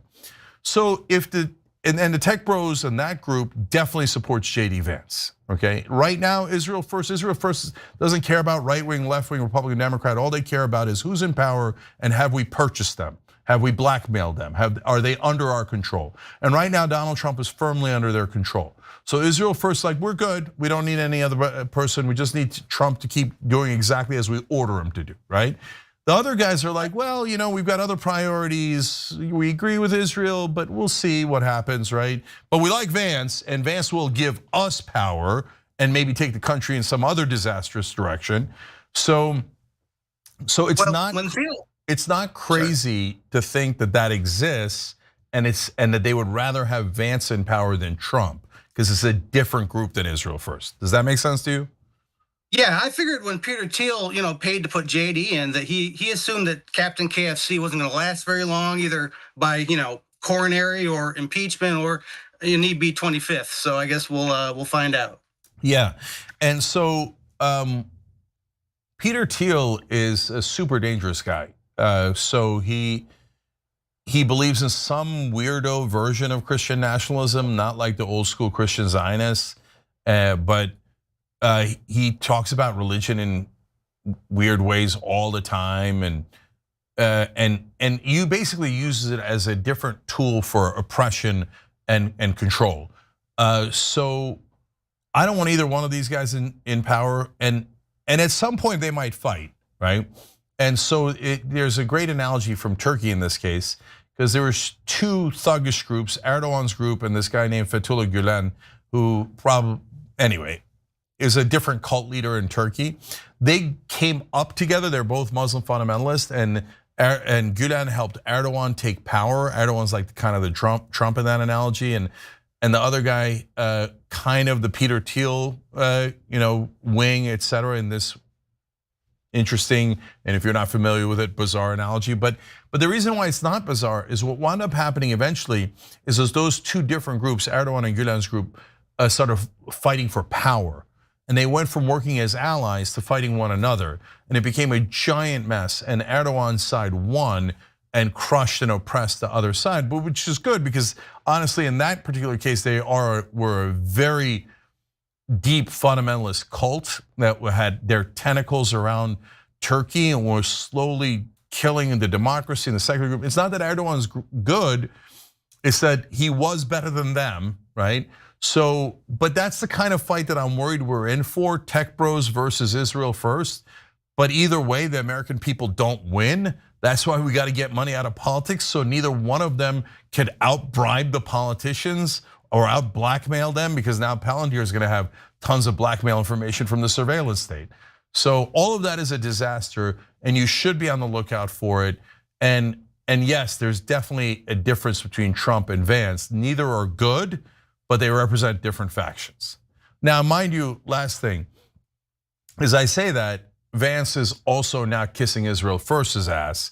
That's why he had the dinner with Miri Madelson, and he's taking money from Paul Singer and Daniel Loeb and all of the Israel First guys. So he's basically going and assuring them, don't worry, even though I serve Peter Thiel loyally, I will also serve Israel. I will kiss every ass there is to make sure I get into power and abuse that power. That's my sense of JD Vance. So, all right, thank you for calling in. Good question, led to a good conversation. So we're gonna take this over now to the bonus episode. So if you're a member, you could watch there, and you could still call through tyt.com/call. If you're not a member, hit the join button below on YouTube or wherever you are, tyt.com/join. Because once you're a member, you can not only get the bonus episode, but you could also call in as a member. So let's go over to the bonus episode now. Love you guys. I'll see you there.